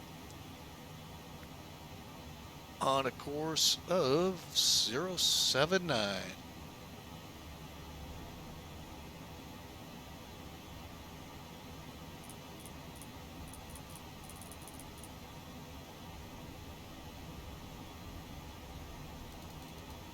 All right, folks, and we are 2 hours and we'll call it 15 minutes in, a little longer than that. But the flight itself, we've been airborne. It takes, folks, with this plane, a good 30 minutes to get it ready. Now, if you're on the INS, add about 30 to 45 minutes to that. I'm not trying to scare you with it, folks, but it's just putting in all the because you got to put them in by coordinate. You don't put them in Panhandle, PNH, IRW, and LIT. No, you got to put them in by their coordinates: north, south, northwest, north, and your north latitudes, your west longitude. Probably should have said lat long. Anyway, because you over in Europe or the other way are east longitude. But yeah, that's where the time consumption comes in. And folks, that's realism. I mean, the crew literally would report well over an hour before a flight. And the flight engineer is in before him getting the plane into the configuration, into a setup so they can start doing their setup. And then the passengers can come on. So, all right, so I am going to kind of stay a little quiet again here while we get over to, I'll be curious if Dallas is going to have us call Fort Worth. But we'll see how things go from Panhandle to Oklahoma City. So we'll be back in just a few.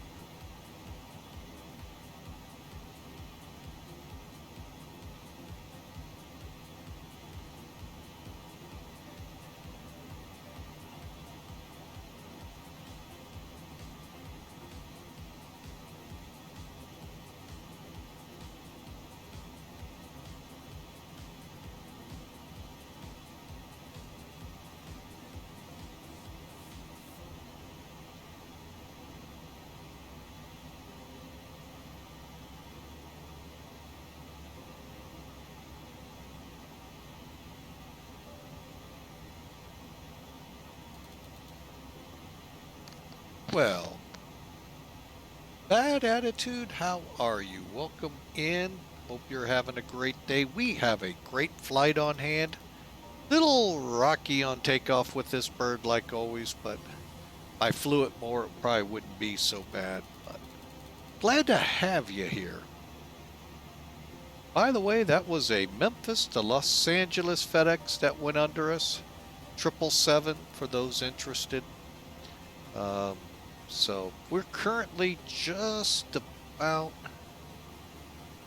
yeah, we're about to come into,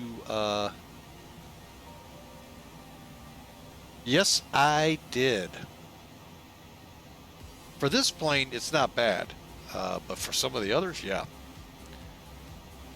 But yeah, we got nav graph updated for both X-Plane and all my other planes, and I do need to go in. Folks, if you have the Flight Factor A320, it is broke down weird, and I cannot get that thing to... But also for FatSim.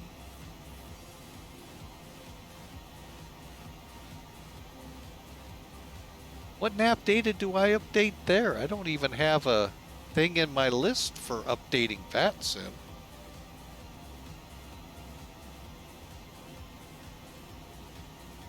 Oh, for the sim. Yeah, I've got X-Plane12 and 11 updated, as well as half a dozen to a dozen other aircraft. This one uses X-Plane12. So, but yeah, we're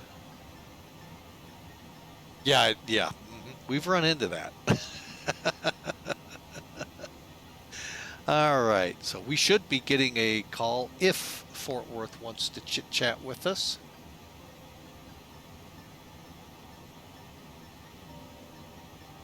Oh, I see what you're getting. Okay, yeah. Yeah, I always try to keep up to date as best I can. Flight Factor A320, folks, you gotta kind of manipulate a little bit because they got it set up weird, and I don't understand how nav data did it, and I have to go in and manually put the files where they need to be in the plane. So, all right, speaking of files, reminded me, I know it's going to sound weird, reminded me of fuel. All right, let's go ahead and kick these open.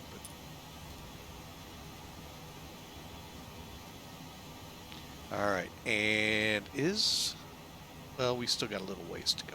All right, in this little bit of time, folks, let's get the FMS updated. Reason being, we don't have it set up past Little Rock.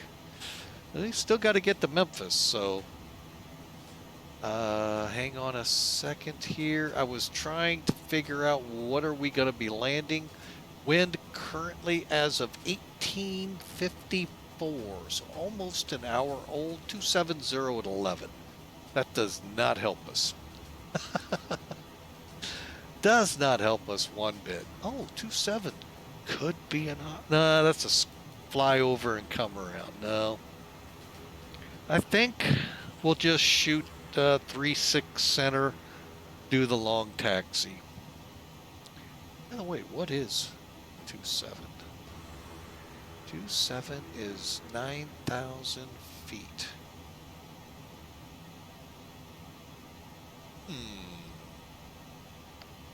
You know what?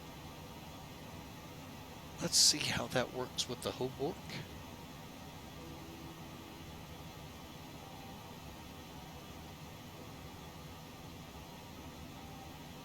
Oh, great. 927.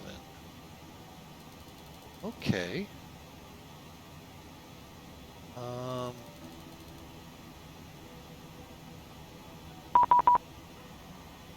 I figured Dallas was going to want to chit-chat. Hang on a second, folks.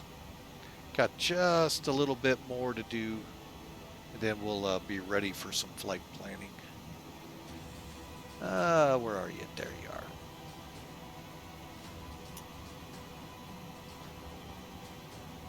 One 135, 175.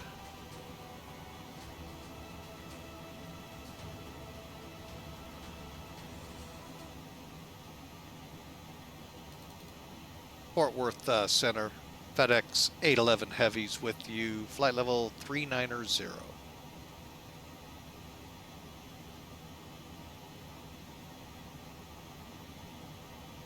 Maybe, yes, no. Fort Worth Center, Cessna 947 Quebec with flight following request again. Cessna 947 Quebec? That's correct, yes, sir. Just want to make sure I typed in the system correctly.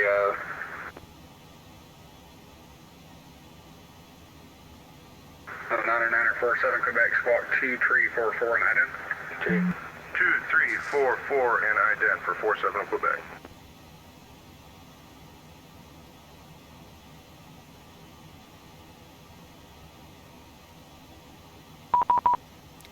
Okay, now he aggravated me. Fort Worth Center, second time trying to get a hold of you. FedEx 811 Heavy, 30 flight level 390.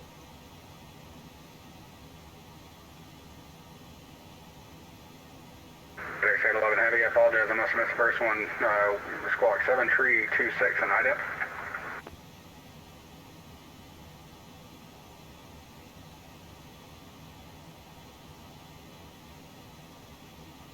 Seven 326 and identing FedEx 811 Heavy.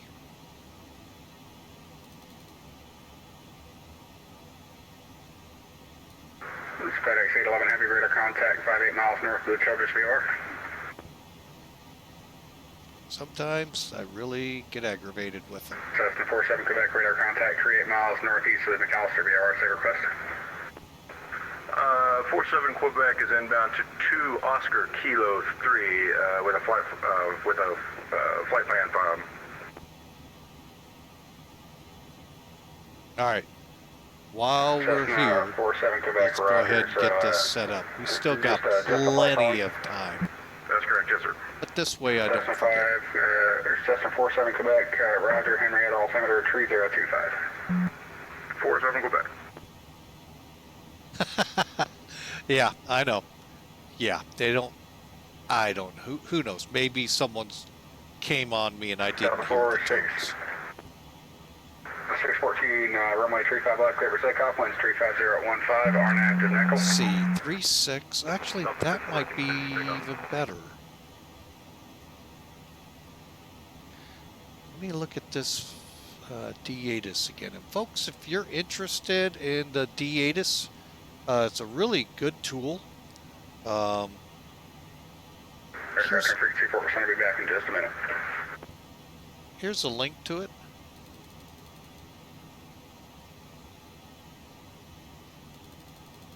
Uh-oh, which song was that? Amarillo by morning, up from San Antonio. Sorry, I can't do it as good. But, you know, hey.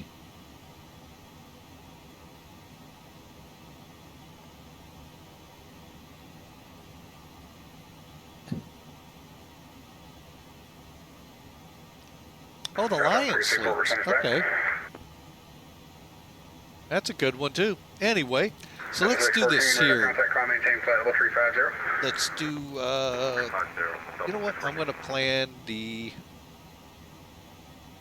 If I can click in the right places before I bring this on. Here we go. Memphis approach. What am I going to need?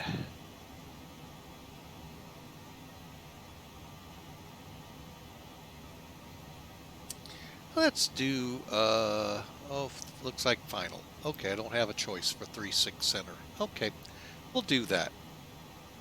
All right, let's see how that charted out. That charted out kind of weird.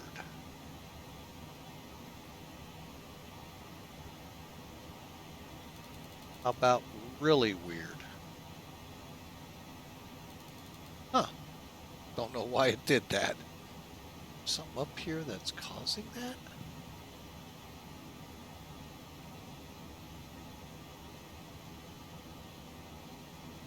Aha, there it went. All right, so now we can show this a little bit. All right, so we'll come over here, bring up charts. All right, so we're going to be coming off Little Rock, as you see there, folks. And Hobart 3, Little Rock will take us down to Hobart under 23,000 at that point. Now, that doesn't mean, folks, be at 23,000. It means be under, because 10,000 feet is what you need to be at 13 miles later. Pretty tough to drop that in 10 miles. Well, you could. Thankfully, we're not a passenger plane because it might upset a few people. And 230. So we'll be down probably very close to 15,000 or not lower. All right, from there, we go to Maiden. Oh, wait a minute, wrong one. Sorry. From Rocab, we vector to 36 Center. 36 Center, we'll go to Nesbitt, straight in. So that's how it's going to look. Now, let's put it in the little box here. And I'm going to leave this up so you can see. All right, so Little Rock. So all we do is come down to departure arrival, Memphis arrival. Select, you could do it one of two ways. You really could narrow the field down by clicking here first.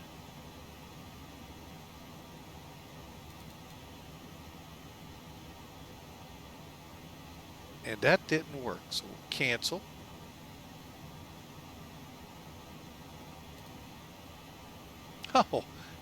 Oh, so you're going to play that way. Okay, no 36 Center, that's why. Okay, we'll play that one. Little Rock. And we'll just go there. We'll just kind of scoot over to it. Well, we could be in the soup, so we, 3-6 left isn't going to be a bad thing. 3-6 left. Let's take a look real quick on the charts here.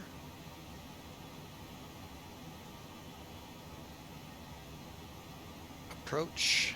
I don't think we're going to have a problem with that, folks. ILS. We may have... Oh, no, I think we'll be fine. Where did it bring us in at?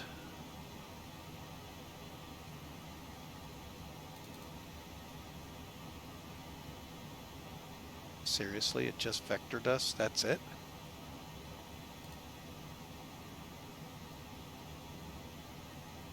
Wow, didn't bring us to anything. Okay, gotta love it. Did I actually select one?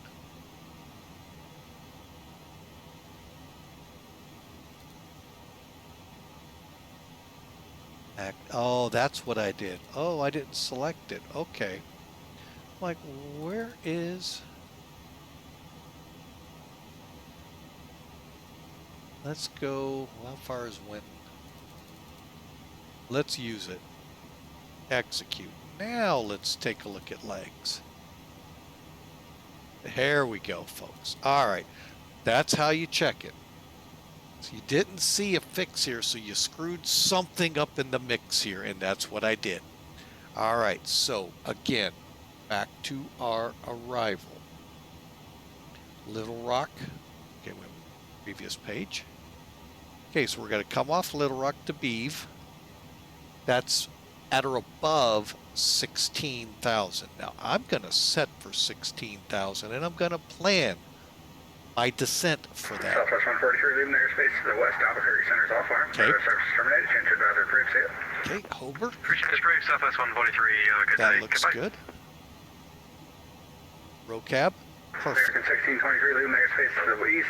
Memphis Center's offline. Radar service terminated. Change to advisor approved. See ya. That was not me. All right. See you. Change to advisor. American 1623.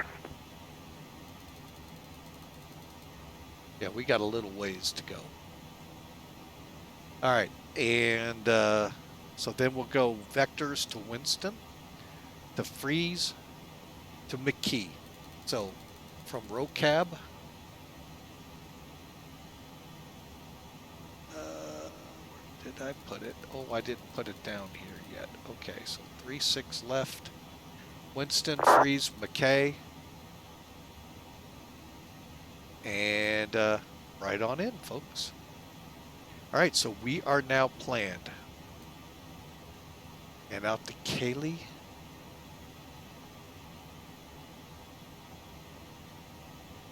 And hold. Southwest 2945, expect visual approach runway 35 right. Expect visual 35 right, 2945. Delta 1738, expect the visual approach runway 35 center. All right, we'll get a little more in depth here in a minute, folks. But for now, we're set up in the FMC for our arrival. Delta 738, expect the visual approach runway 35 center. So, 35 center for 738 heavy, thank you. and then I'm just going to change things up just a tad in my...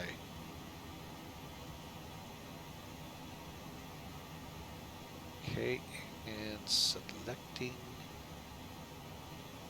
That was so funny, it wouldn't let us technically go over to 36 left, or something. Fort Worth Centre, good evening, Southwest 706, flight level 330 for flight level 360.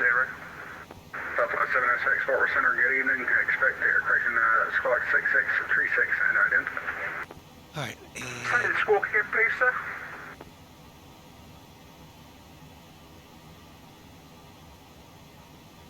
Southwest 706, can we have the squawk again, please? Southwest 706, 6636. 636 on the squawk, Southwest 706. Alright, we are in position, folks. Fort Worth, Midwest 2346 on the ground, 47 on the ground, Oak City with Bravo, ready for taxi at the cargo route. Midwest 2347, runway 35 right, taxi via Echo 5 to Echo, altimeter 3026.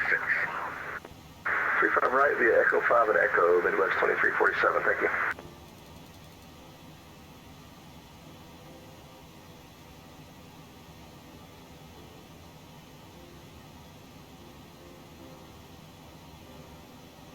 Alright, folks, well, we haven't said this yet, but if you like what you're seeing, hey, would you please smash that follow button? We'd love for you to follow along. I don't know when our next stream will be, possibly Monday.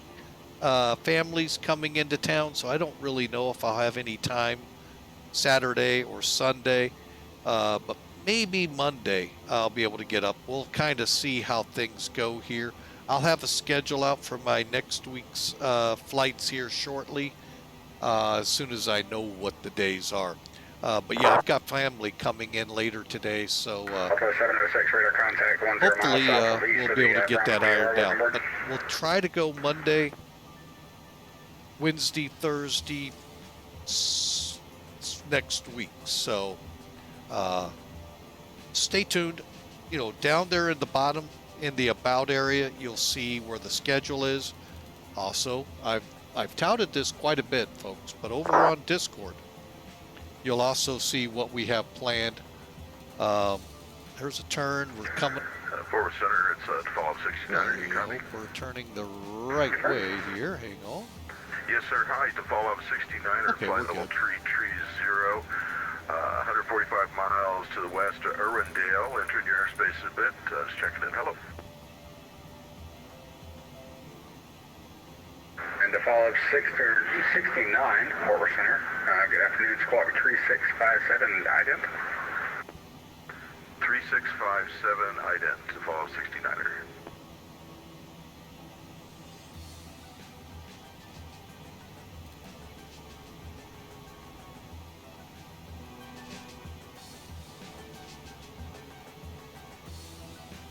All right, get some music going here. And folks, we got about... Follow 69 or radar. I'm going to do some calculations here for our descent. I'll let you know what that will be here shortly. It's a good day.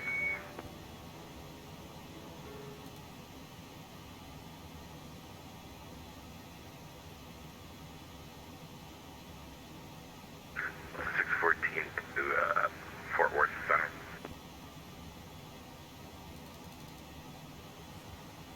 614, go ahead. We are currently dealing with a engine problem on the number 1 engine. Could we request a hold at the next waypoint, darts? 614, yeah, you can hold at the next waypoint, but I don't know what it is, so you gotta tell me that. This waypoint is going to be darts. We're going to enter a hold. Delta 614, enter hold at darts, enter south, correction. Delta 614, hold south of darts, 1 minute legs, time now 1956, advise, or expect further clearance at 20100. Roger, Delta 614. The 738 heavy, turn left heading 050, descend and maintain 3000, vectors for final. Down to 3000 and left 2030. 050. No, 050 down to 3. I said 2 at first, and because I was going to say 020, but then I thought it was 050 heading would work better. Yeah, it might have.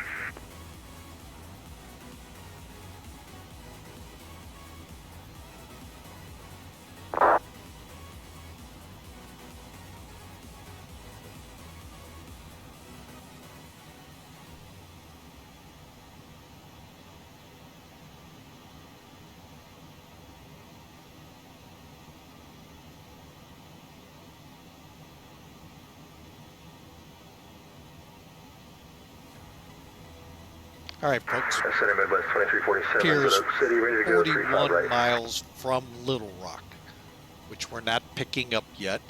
And, So, November 9 let's get over here and get our altimeter information in for the calculations. 4000 Quebec. Switch to landing. Then 2347, fly runway Okay. heading, winds 350, correction, 350 at 15, runway 35, right clear for takeoff. Runway heading clear for takeoff, 35 right, Midwest Start 2347. this up.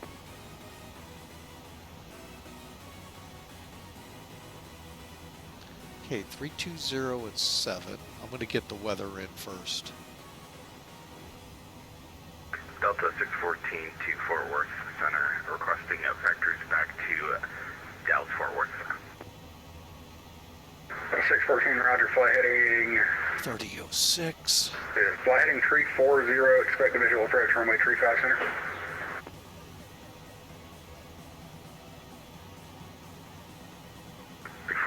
Delta 614. Delta 614, descend and maintain 7,000. Descend and maintain 7,000. All right, so now 3 Delta 6 614, left. just when you can state the nature of the emergency, please. Yes, remember. Did. We are losing engine power on the number 1 engine currently. Don't want to continue. Roger, Delta 614, just to confirm on my side, you're going to be a single engine operation? We are going to have engine number 1 down to 25 currently. Delta 614, roger. Okay, so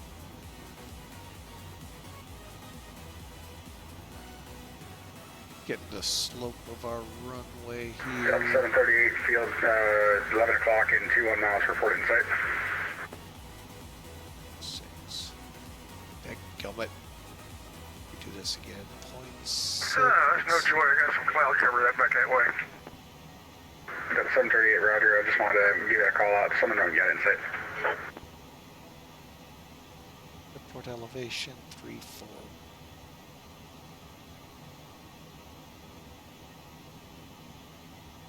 West 2347, radar contact, climb, maintain flight level 350. And 3-6. 350, Midwest 2347. All right, so West that's our 2347, you can setup. expect to turn here in just a second. I got a southwest on the downwind that I'm trying to get you around. No problem. All right, so West now 2945, descend to maintain 3000. here's your Gonna maintain speeds. 2000, D-Rough Southwest 2945. 133. Set speed bugs, medium or max. Pretty much not a change, so we'll go medium. All right, so again, we have time, folks. Memphis is still 614, when able, squawk 7700. 7700. 614.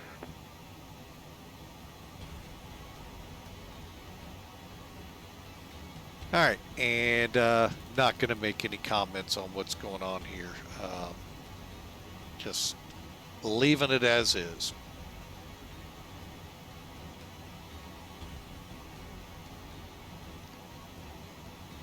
So, 614 to Fort Worth Center. Do you have a runway we should expect by any chance? 614, here's expect a something visual you approach can do. runway I with should have runway 35 center. because this is getting annoying. Should be taken away. I'm going to turn it down. 1214, leaving the airspace to the east. Memphis Center is offline. Radar service terminated. Change to advisory approved field.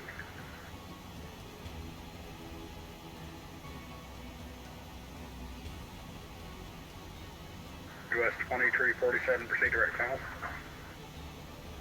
Direct to funnel 2347, thank you. JetBlue 1214, leaving the airspace to the east. Memphis Center is offline. Radar service terminated. Change to advisory approved.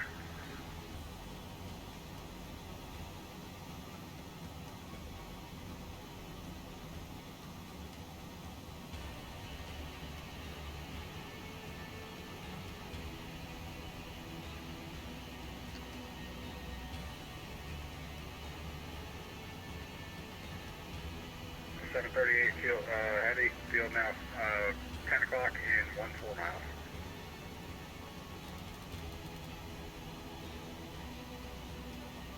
Yeah, there's some cloud between me and there, but I am picking it up a little bit. Picked up 748. Do you want to proceed ILS? Yeah, if you don't mind, because there are some low-level clouds between me and the airport. I'm picking up it a little bit and then go behind the clouds again. Delta 738, clear direct days, cross days at maintain 3000, clear to ILS approach runway 35 center. Clear days, maintain 3000, so established. Delta 738 heavy. Delta 614, fly heading 270, back to shore descent.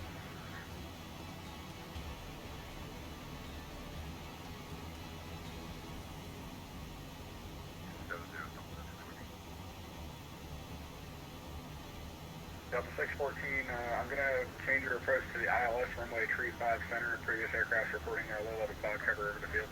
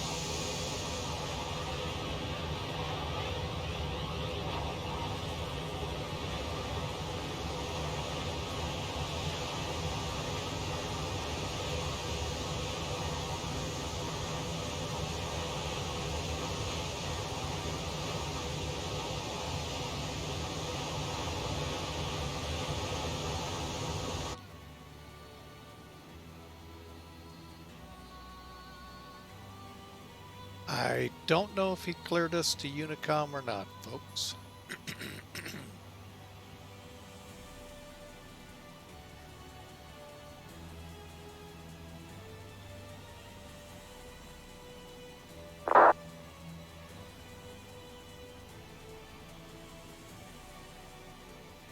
Southwest 945, fly heading 340. Right turn into 240, Southwest 29. Okay, minimums. Okay, we're gonna... I'd like to get this briefed here.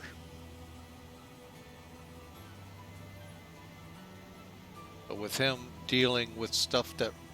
Anyway, I'm not going down that road. Trying to stay upbeat.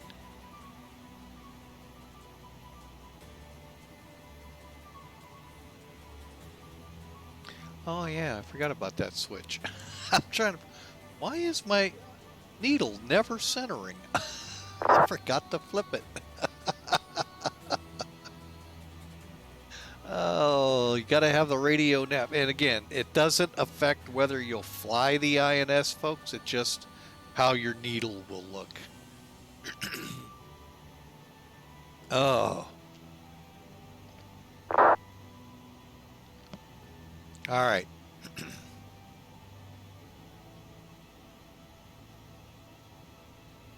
Okay, so Little Rock is picking up. That's the 113.9.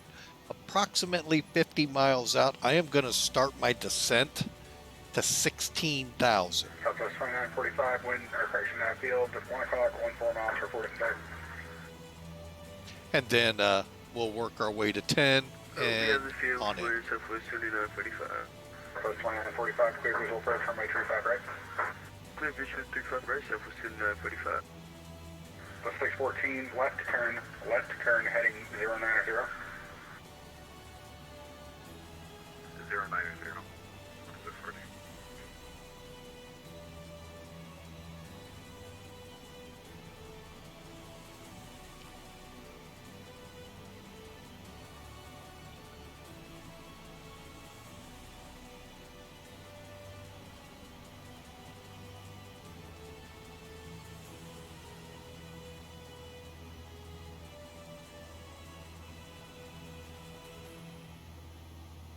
All right, let's see. Nope, that storm's not showing up on radar.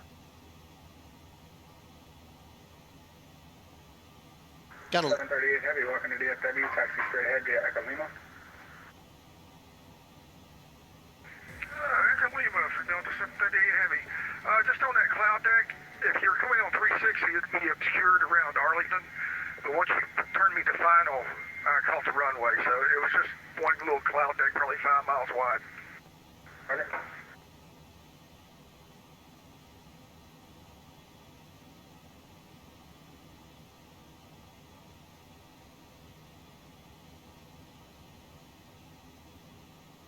.614, descend and maintain 3,000. 3000, Delta 614.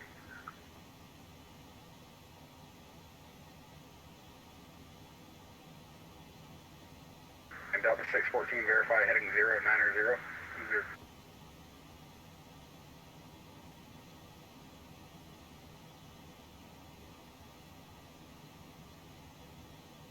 Apologize about that. That was a little issue in our cockpit. Heading to 090, Delta 614.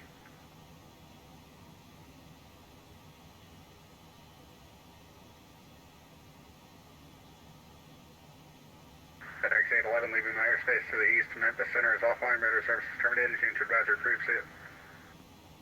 over to Unicom, FedEx 811. Have a great day.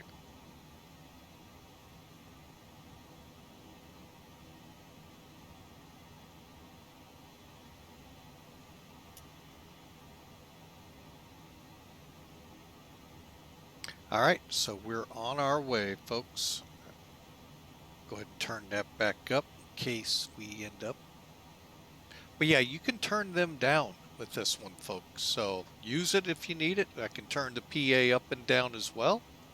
And it helps to be able to hear where they are. So, oh, I just realized San Diego's weather is still coming up. Let me change that.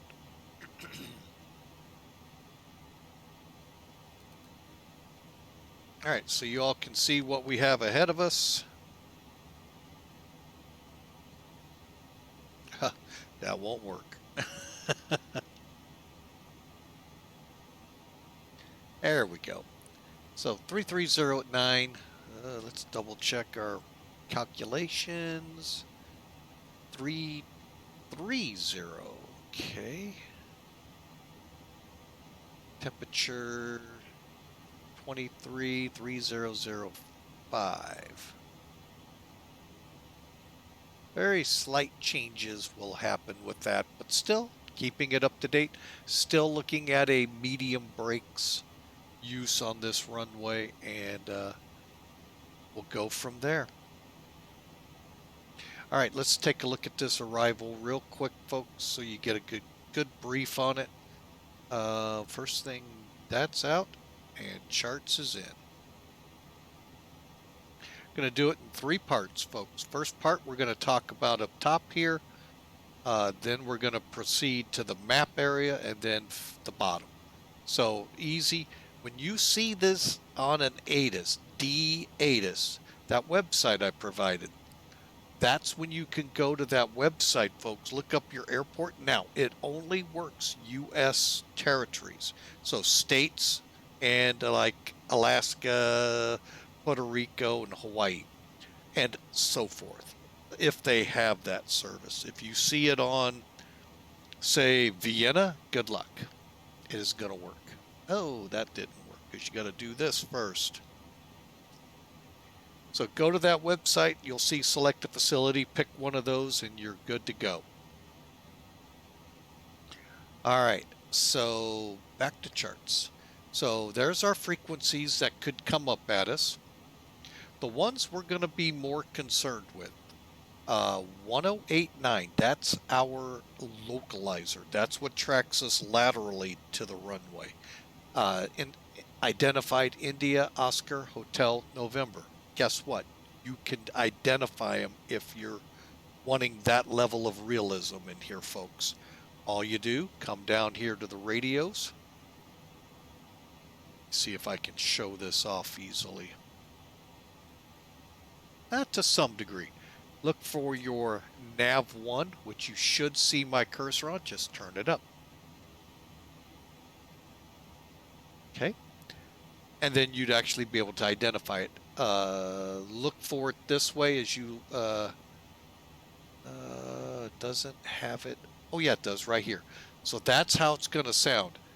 3 long, 4 short, a long, and a short. That's, oh, and I forgot the two shorts in the beginning for the letter I. All right. That's how you would identify this in the real world, folks, to make sure you're tuned in to the right one.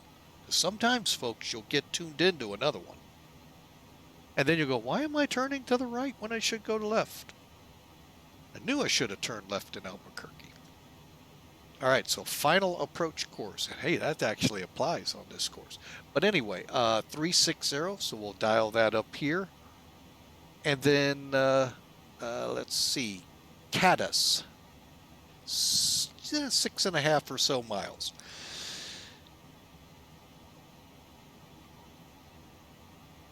Will need to be on the glide slope and at 2,000 feet.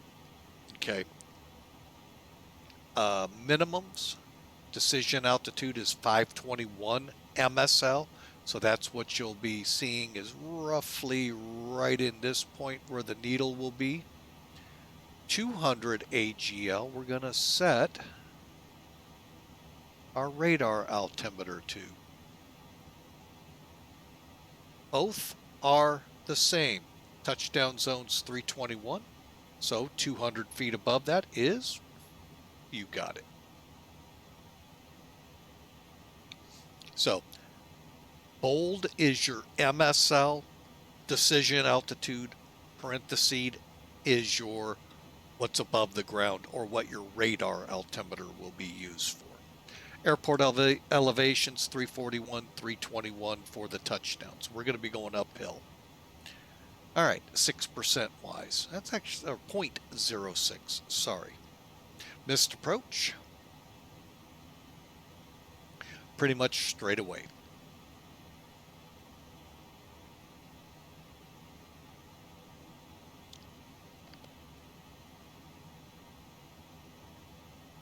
All right. Then we got some things. The big thing here, folks, if you're coming down the ILS number 3 item here, your visual cues on the PAPIs are going to be different than your ILS indications on your gauges. Could be. So be mindful. Once you decide landing, you switch visually and you go off the PAPIs. Okay. Otherwise, stick to your stuff till you touch the ground. All right, now let's get into the middle here. All right, we're coming in. Let me back it out just a smidgy more. All right, so we're coming into Winston here. It's 21.6 DME. Okay, we may or may not be picking up the glide slope. We'll see how that fares out when we get there. And then we just track it straight in. So we're going to be coming off. What the heck was it? bear with me, I'm going to switch charts real quick. ROCAB, direct Winston, and then right in. Freeze, which is 14 miles out, we want to be at 4,000 feet. So I'm going to set from ROCAB to there 4,000 feet, and if we reach it and level off, great, because then I can slow us easily down.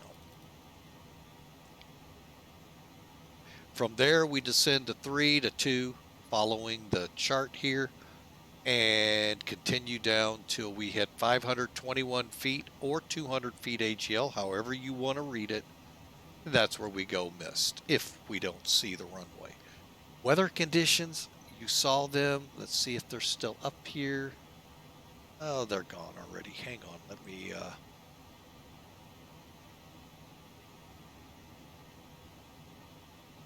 Okay, so Memphis was 3:30 at 9, fine. Clouds 3,000, few, scattered 4,800, broken at 25,000.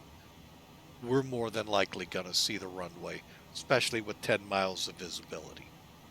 All right, so that's what we're looking at, folks. Okay, currently we're ready to set for descent, so let me hurry this up. Real quick down at the bottom here, bear with me. Some speeds and times. Our type of lights, PAPIs, will be on the left, and our RVR requirements, which we aren't worried about. All right, like I said, we are at top of descent, folks.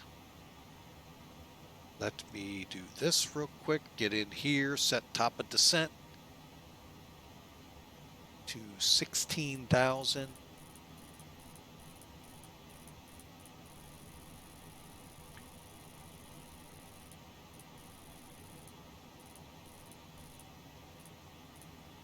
Altitude select.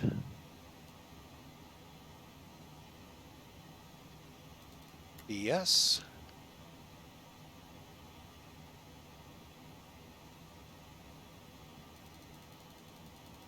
And we're going to go 2,000 feet a minute. All right, we're coming down, folks.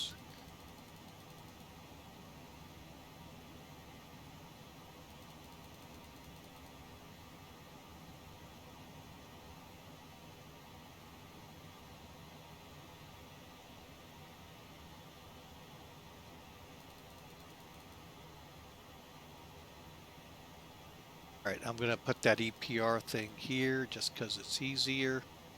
Also going to go down here real quick. This up more centered. All right. All right, descent checklists. You know what? We were just horrible crew members. We never turned the seatbelt sign off. The cargo just had to stay strapped in the whole flight. All right, heading over here quickly. Seatbelts, anti-ice, exterior lights, good. Auto brakes, let's get those set now so we don't forget. Medium. Radio INS switch we'll worry about here in a second. Spoilers armed, not yet. Some of this we're not going to do now. Keep everything set for now. All right.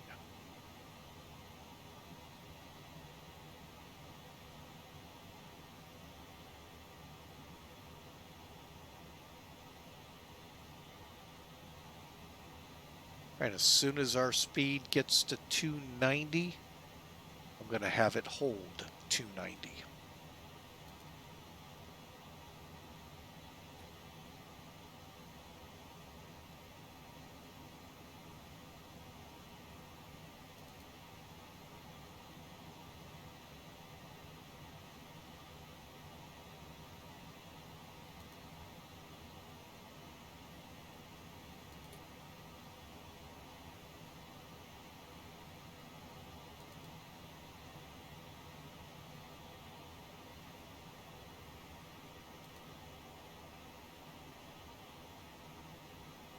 Okay, we are descending 21 miles from Little Rock.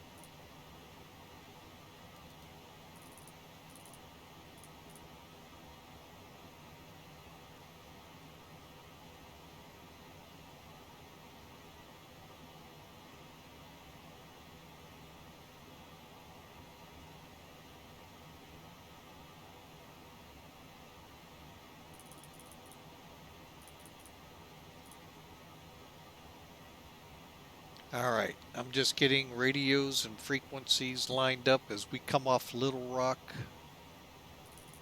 099er, track outbound. Okay.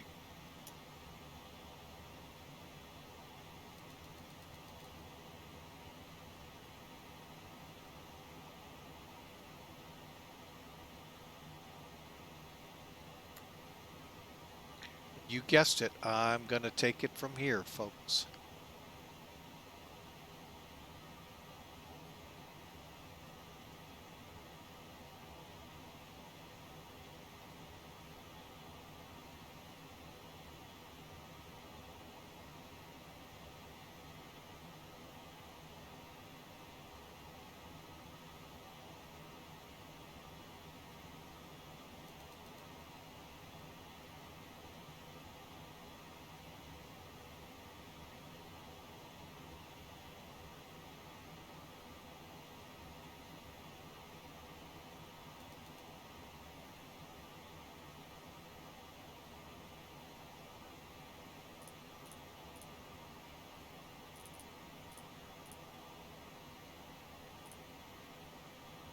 Okay, we're adjusting here to get it on course.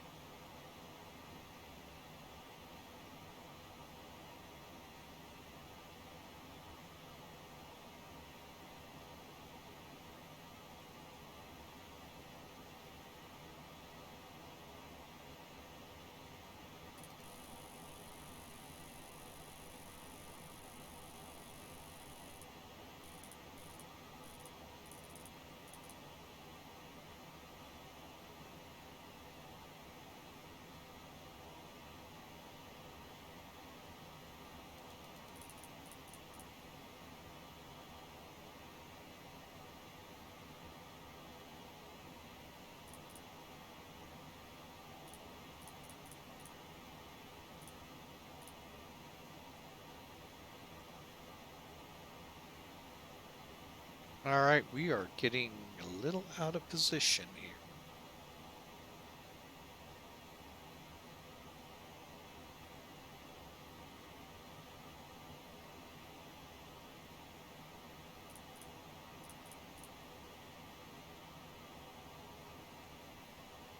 All right, Beeve, 16,000 at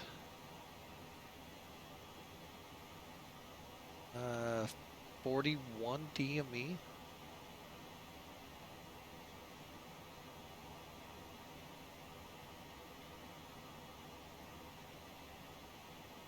I'm not sure that's right.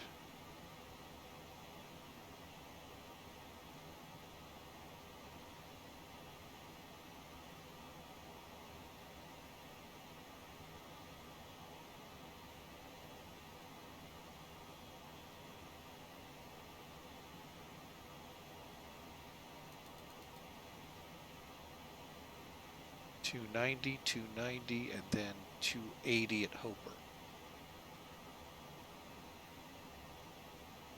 And our altimeter again,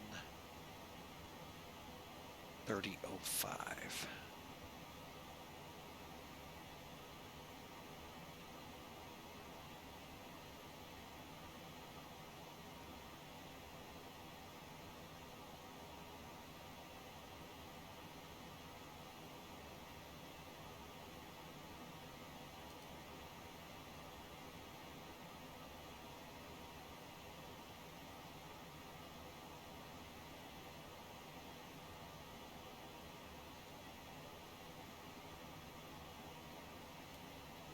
really weird how out of position we're getting.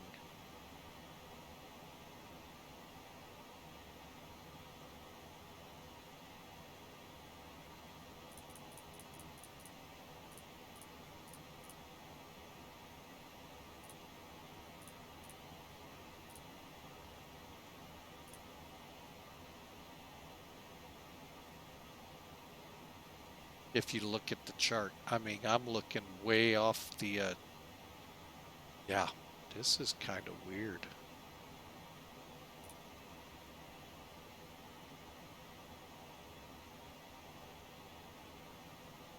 All right, well, we'll just keep plugging away. Okay, there's 18. Let me zoom in so I can read.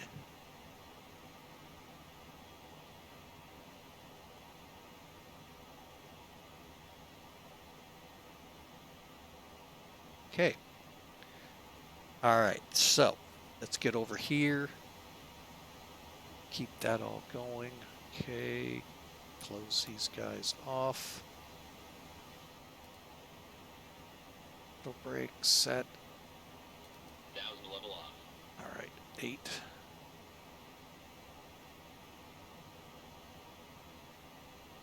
Cabin crew, prepare for landing.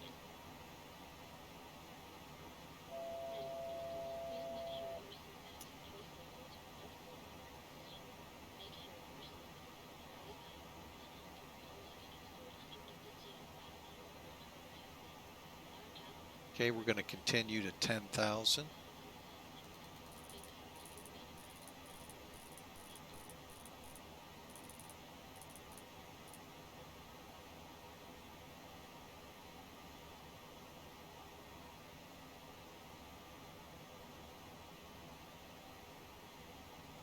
All right, this is kind of weird.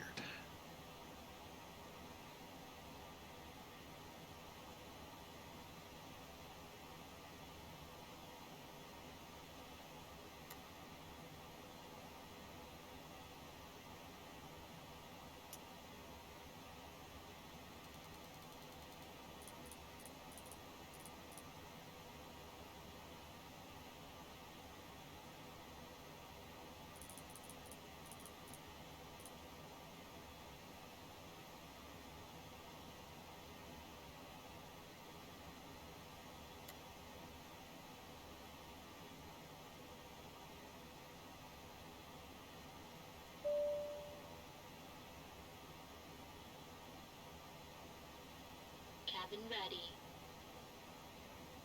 Okay.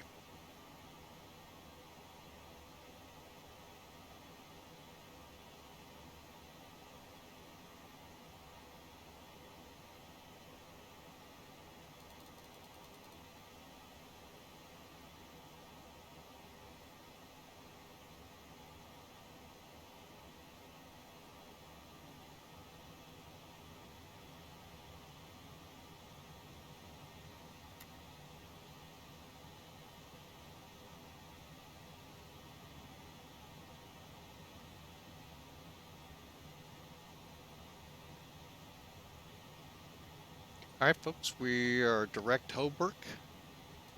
Somehow this chart is not right. It was supposed to be straight out the 99 radial to Eve, which that ended up being wrong, to 100 degrees, which to Hoburg, and none of that worked out. So that's why we're back on the INS.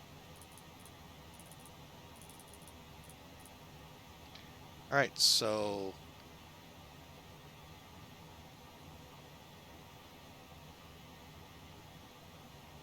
okay, we'll cross at 280, slowing to 230. And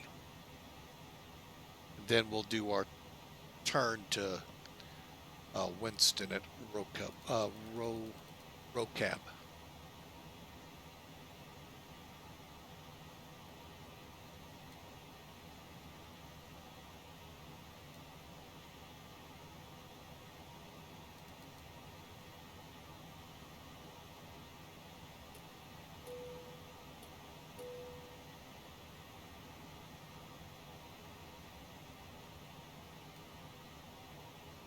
Okay, making that turn to 54 degrees.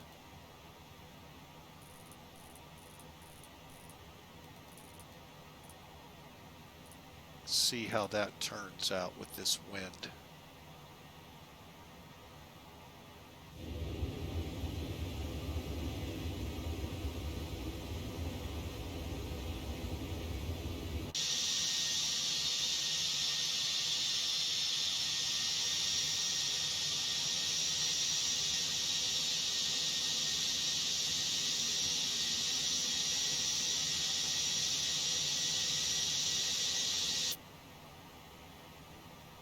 Now let's see what we can do here, folks.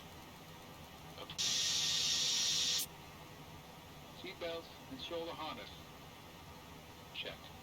Seatbelts and no smoking signs. On. Anti-ice. Off. Exterior lights. Check. Outer brakes. Medium. Radio INS switches. 1000 level off.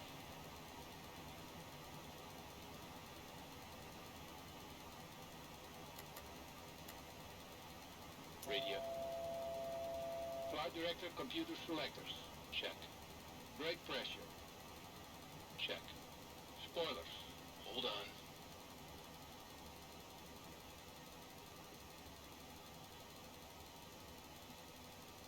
Altimeters. 1018. Set and cross check. Landing data, EPR, and airspeed bugs. Set and cross check. Seatbelts and shoulder harness. Check. 10,000. Fuel panel. Check. Fuel heat. Off. EPR computer. Go around. Cabin altitude. Check. Circuit breakers. Check. Approach checklist completed.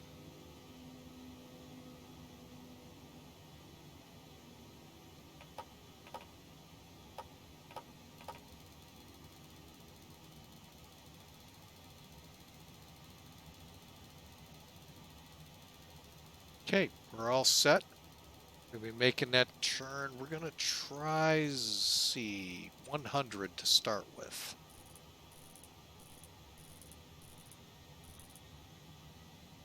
And now we're going to come down, like I said, 4,000.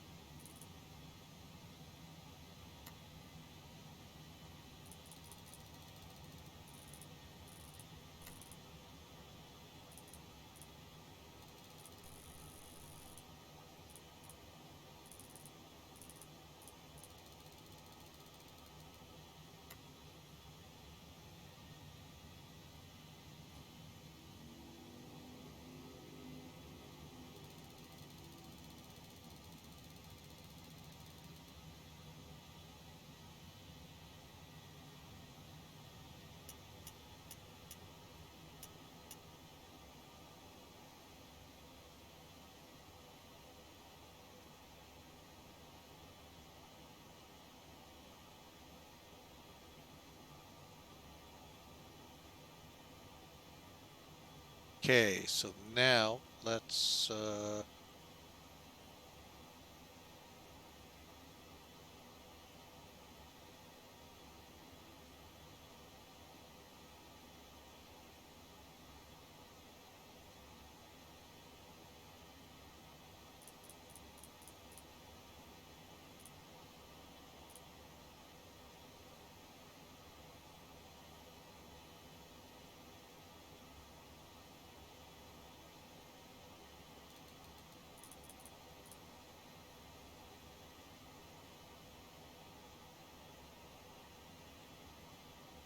all right. Let's get her set up on 090 at least, and speed brakes.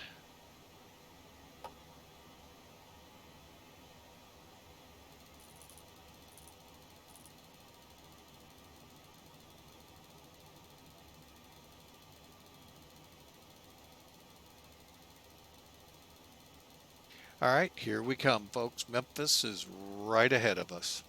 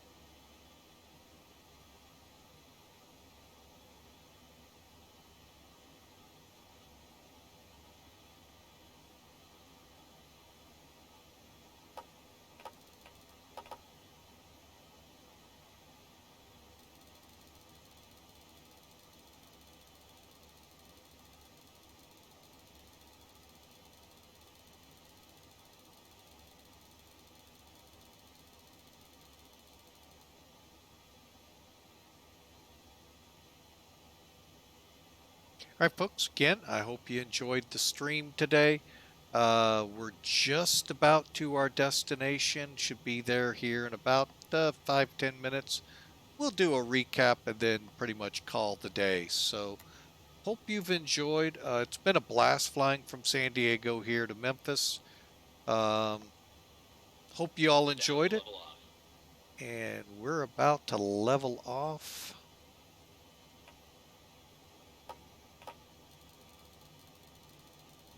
So, and we're in the clouds. And I am about to make my turn to intercept here in just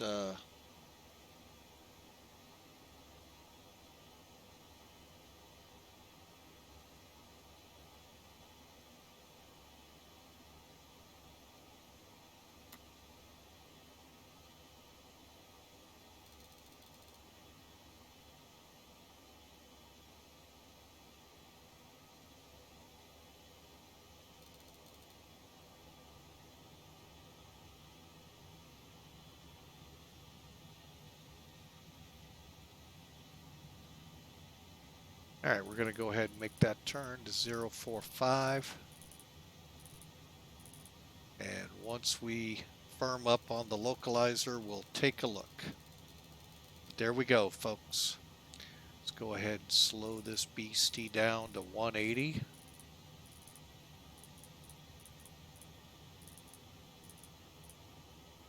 Put out a notch of flaps. Flaps 1.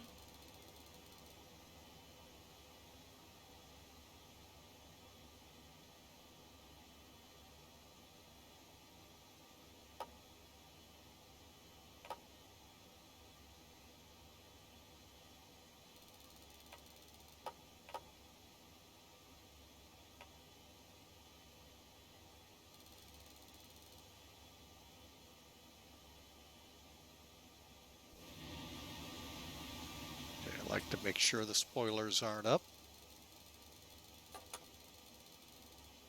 Flaps 5.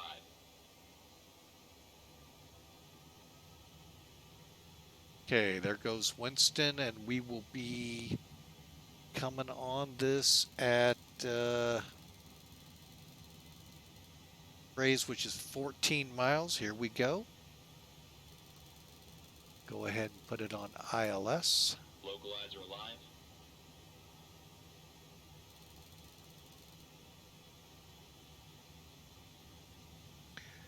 All right, now it starts heating up again. Let's go flaps 10. Flaps 10. Ref is 33, so looking for a runway, folks.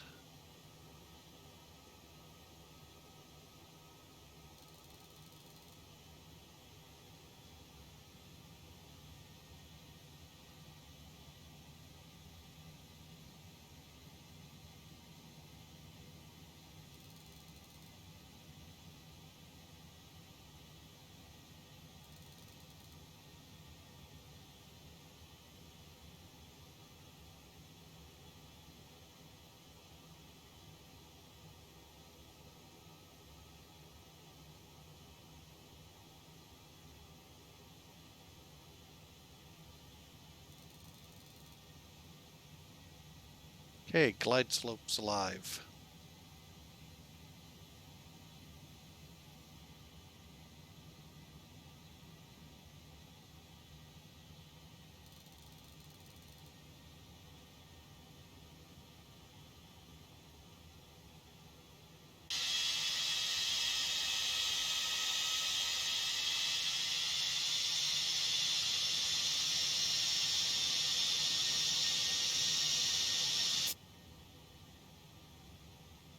I think I see the runway. We'll let her get in a little closer.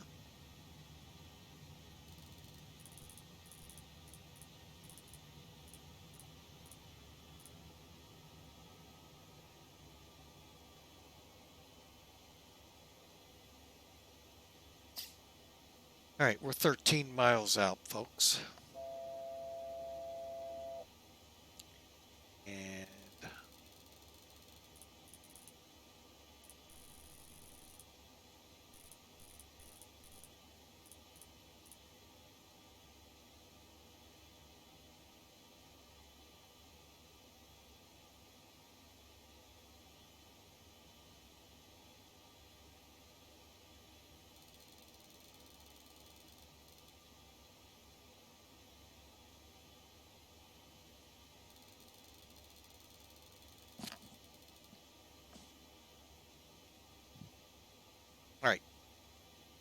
coming down. Gear down. Flaps 20.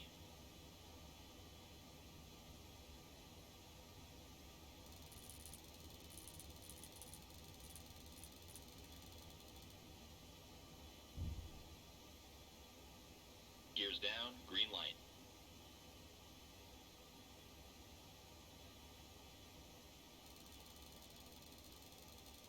See what I mean, how it takes up so much here? But it's a nice, easy, quick disconnect for me.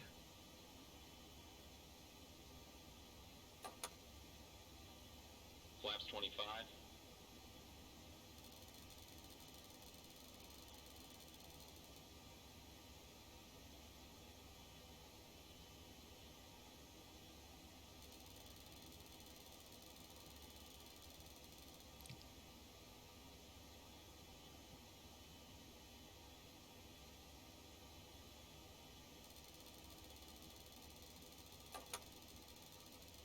Flaps 30. All right, real quick.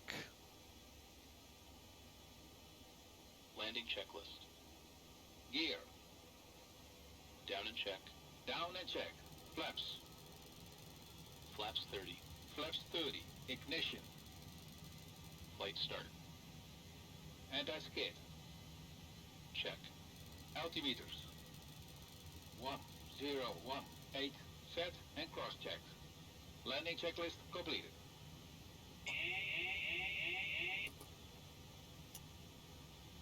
Aircraft's mine.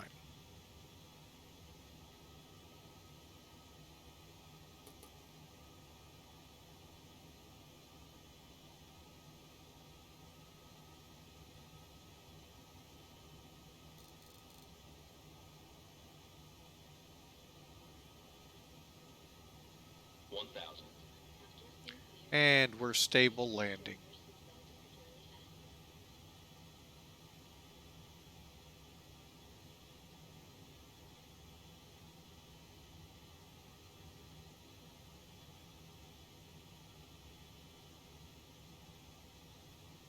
Memphis traffic, FedEx 811 heavy. Glide slope. 5 mile Glide final, slope. 36 Glide left. slope. Glide slope. Glide slope. Glide slope. Glide slope. Glide slope. Glide slope. Glide slope.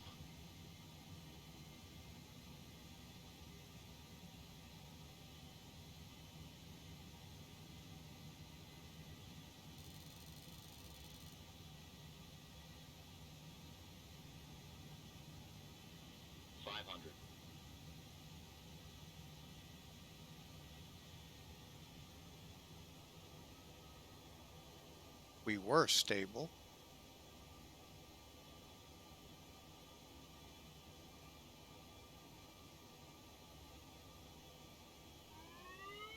Approaching minimums. Be a long landing. Sink rate. Sink rate.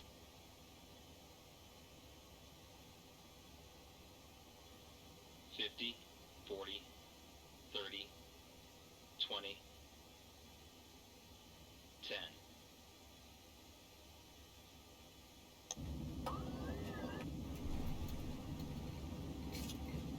Check reverse.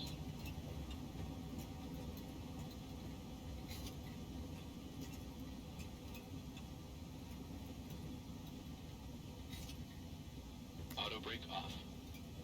Out, off, reverse. 60 knots.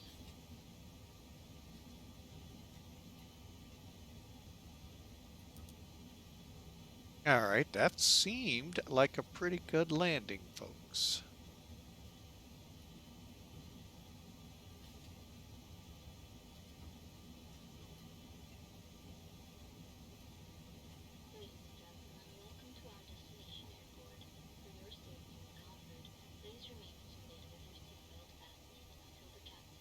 Memphis traffic, FedEx 811 heavies off 36 left, taxi to FedEx.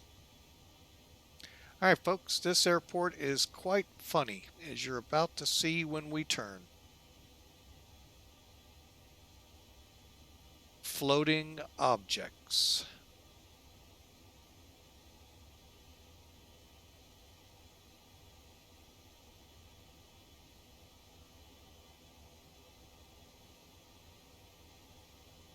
Not sure what the heck they were doing with that control tower, but yeah, a lot of stuff floating here, folks.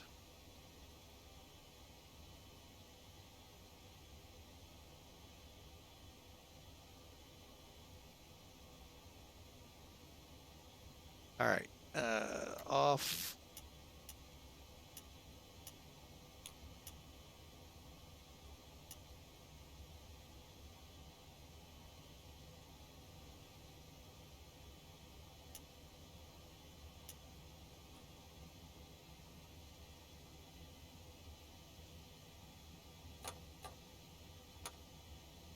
Flaps 1. Flaps up.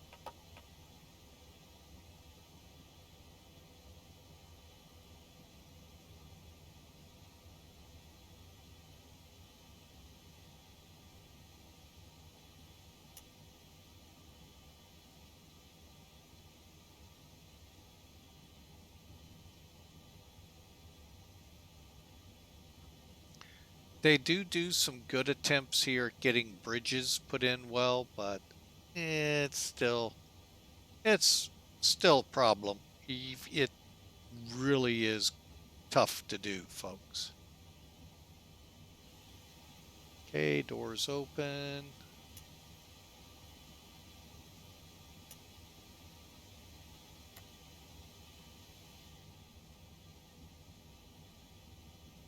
All right, and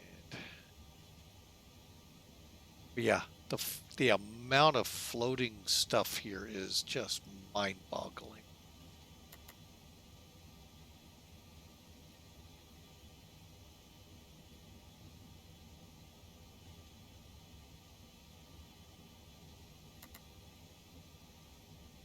Okay, crossing 927. Nobody announced. We're crossing.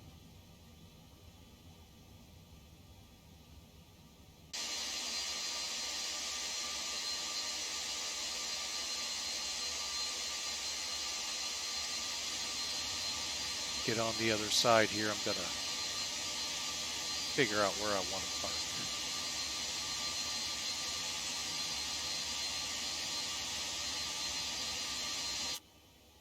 All right, where do I want to park?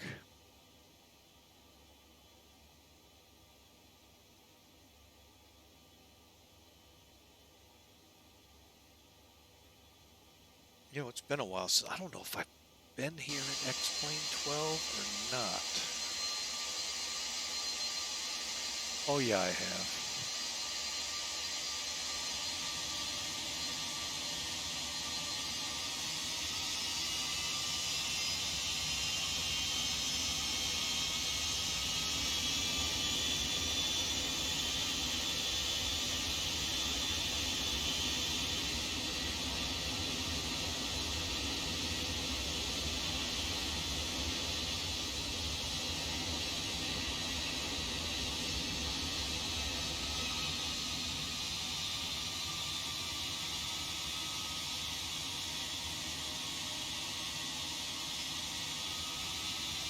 All right.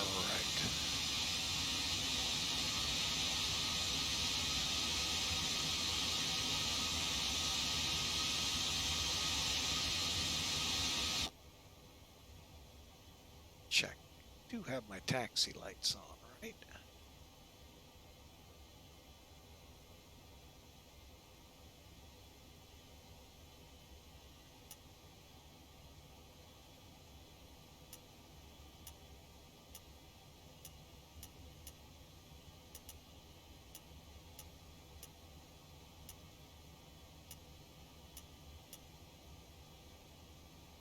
Okay. Yeah, we got some checklist items I want to get to.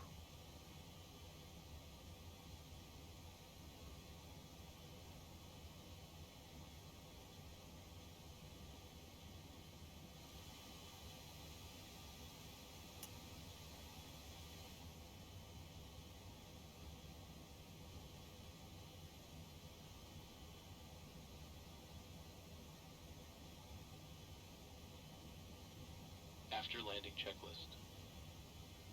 Brake pressure. Check. Body gear steering. Outer brakes. Off. Ignition. Off. Off. Radar and transponder.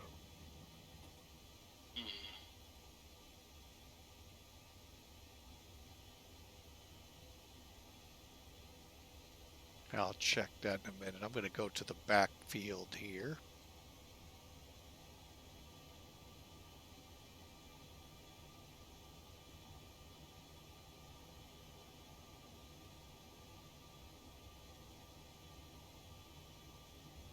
Okay, let me see. What did I not set? Oh. Stand by. Flaps. Up. Spoilers. Down. Stabilizer trim. Hold on.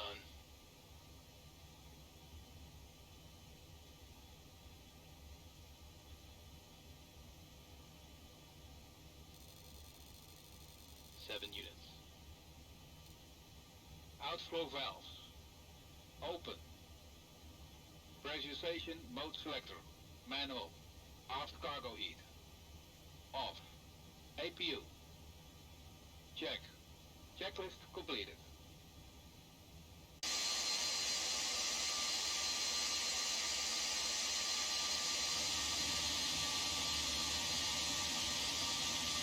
All right, we're just gonna park in the back here because of the size of the aircraft. Actually, I think this one right here will fit the bill just nicely.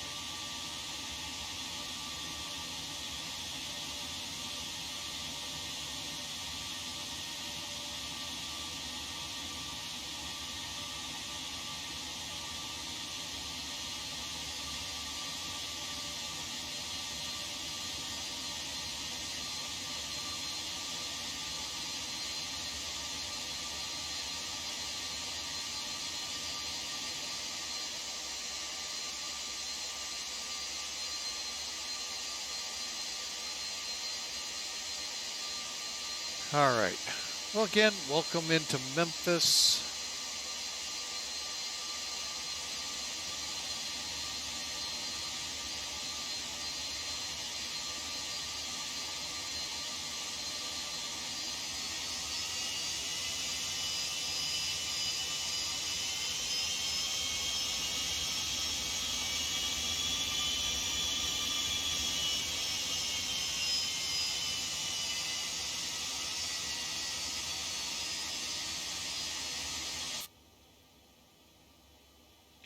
One thing I'm not liking, you see it says the parking brake's on, but it doesn't tell you.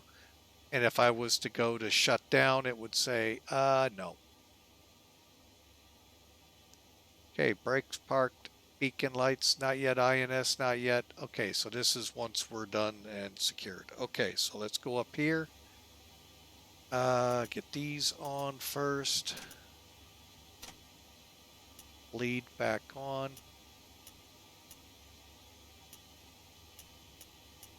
Okay, and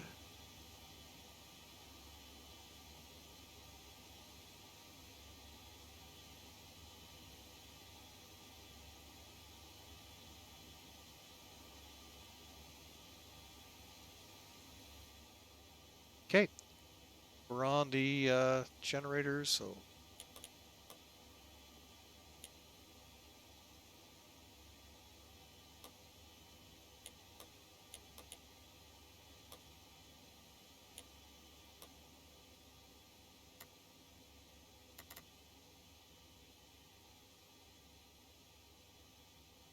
okay.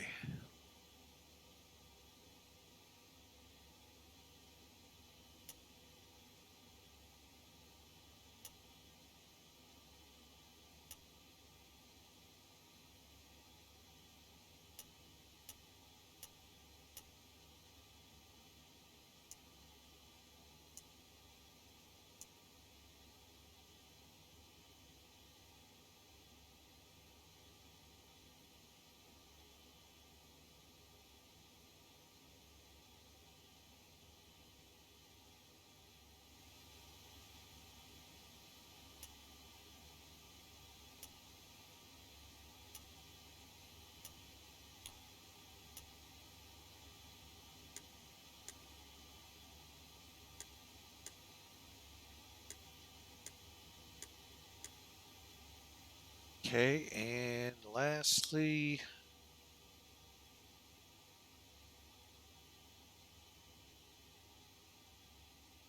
Cabin crew, disarm slides.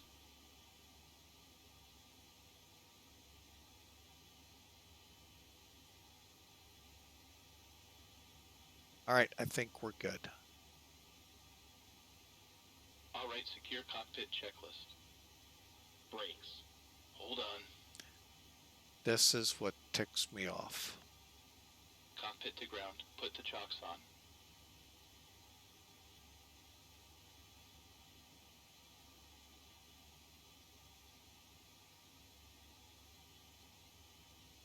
Chocks are on.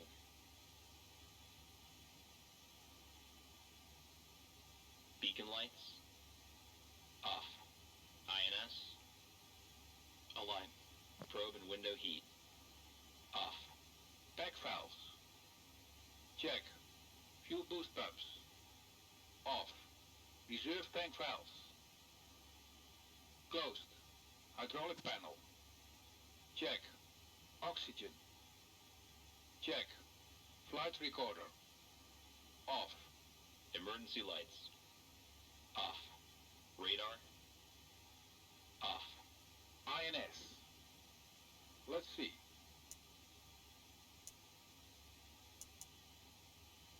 Off.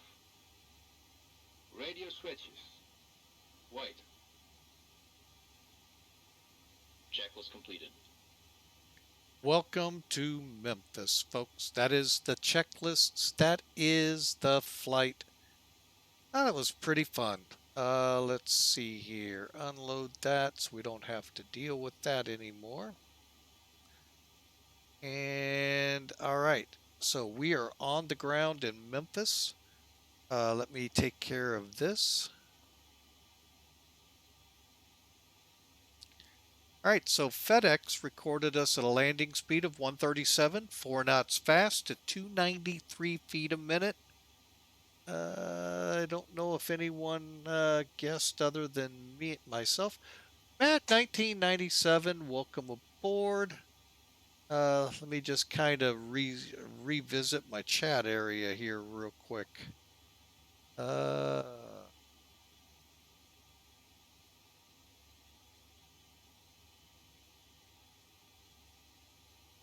I guess nobody guessed.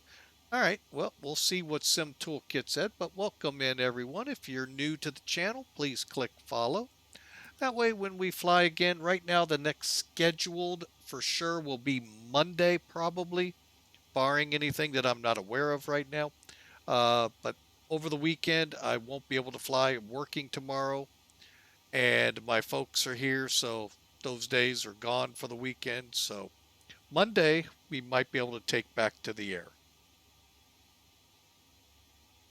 But yeah, if you click follow, you'll get an email letting you know where we're going. We'd love to have you on the next one. All right, so I'm bringing up Sim Toolkit here, recorded 462. Now, how can they be that far apart? Wow. Well, they are, and it is what it is. You'll see it here in a moment yourselves. There you go. Oh, it cleared off. Let me go up here and close the flight out. Okay. Not sure. Oh, I know why, because I probably don't have this airplane in my fleet. All right, so let's click View Details. There's our details. Now that is okay. Let's see what the full landing report is, because we did land long, folks. I think, oh, we're still, according to this, inside the landing zone. The landing zone starts from the threshold, which is this line here, all the way to the end of the hash marks. Then you have a clear mark, and then you start getting the hash marks to telling you, mister, I hope you're on your binders, because running out of runway. Anyway, so we landed at 137, as you see here, 1.18 Gs. That's cool. That's why I'm having a hard time with 462 feet a minute. What? Oh, well, it is what it is. 3,000 feet down the runway we ended up. 8 feet to the right of the center line. Not bad. I wish I could have been closer, but with a heavy, folks, once that nose gets up, you lose the runway. So, all in all, not too shabby. And away with Sim Toolkit. Disconnect. And let me pull the chocks.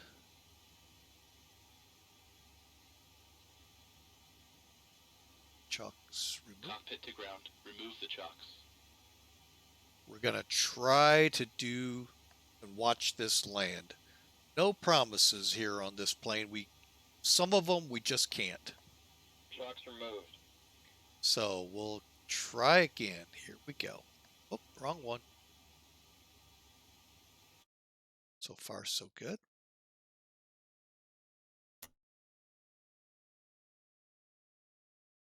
I might have screwed this one up.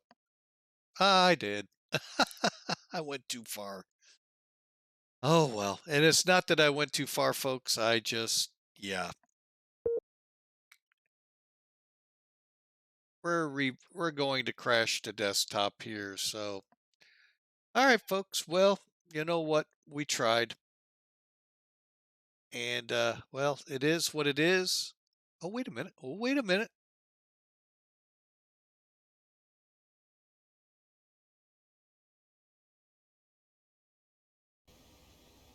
Sweet.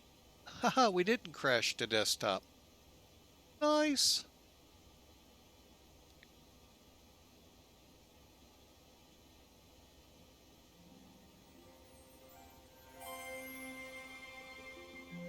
Let's see what it looked like, folks.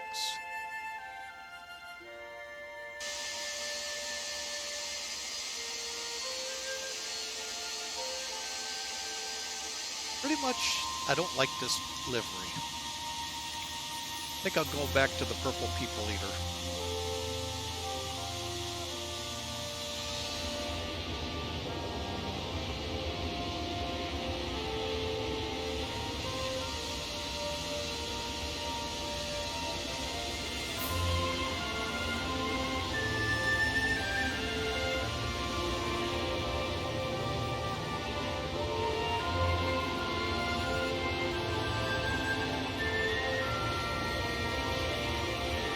Here's where we ended up high and trying to come down. A go around, yeah, would have been okay. We don't go around. No.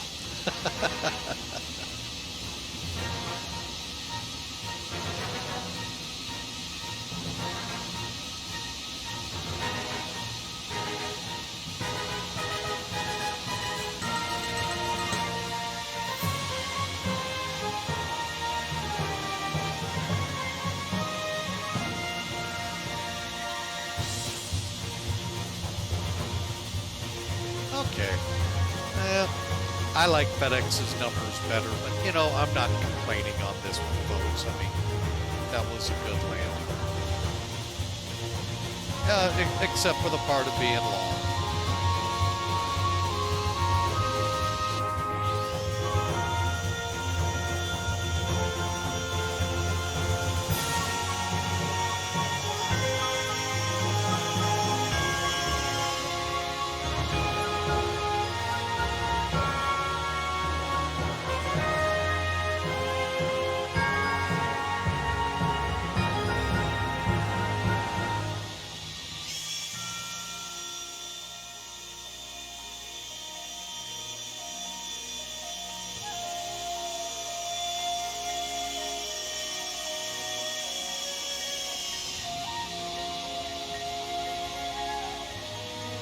Well, folks, that actually is not a bad landing. Even though I argue with the 492, I'm looking at it from here.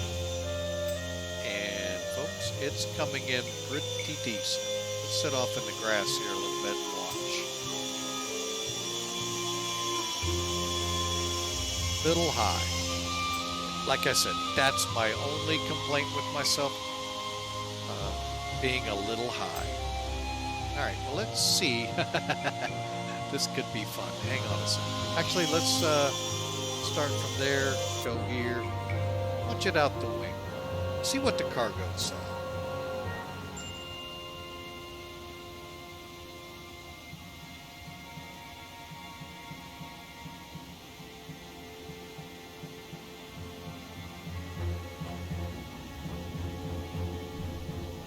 Okay, they had no clue we were on the ground.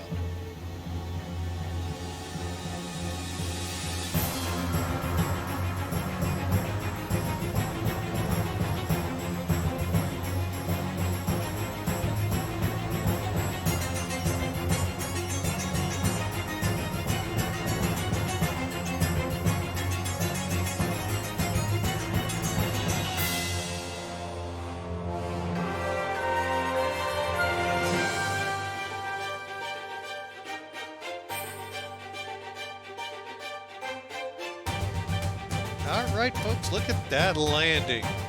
All right, well, we're going to wrap it up. Folks, I have had a great time today flying from San Diego. Hope you enjoy the stream. Folks, we'll be back at it again, like I said, come Monday is my hopes. If we get lucky, we'll shoot a special one in there, but I don't think we will. But for now, folks, welcome to Memphis and the Queen of the Skies. Have a great weekend, folks. We'll see you for sure Monday. Who knows if we'll sneak something in beforehand. If you follow us, you'll find out. Folks, if you'd like, you could subscribe here on Twitch. That costs money. But if you're on YouTube, folks, we'd love you to click subscribe. It's free, and it just lets you know you enjoy the content. All right, folks, y'all have a great day as our mascot barks us away. Hope y'all have a grand day. We'll see you next time. God bless. Have a great day.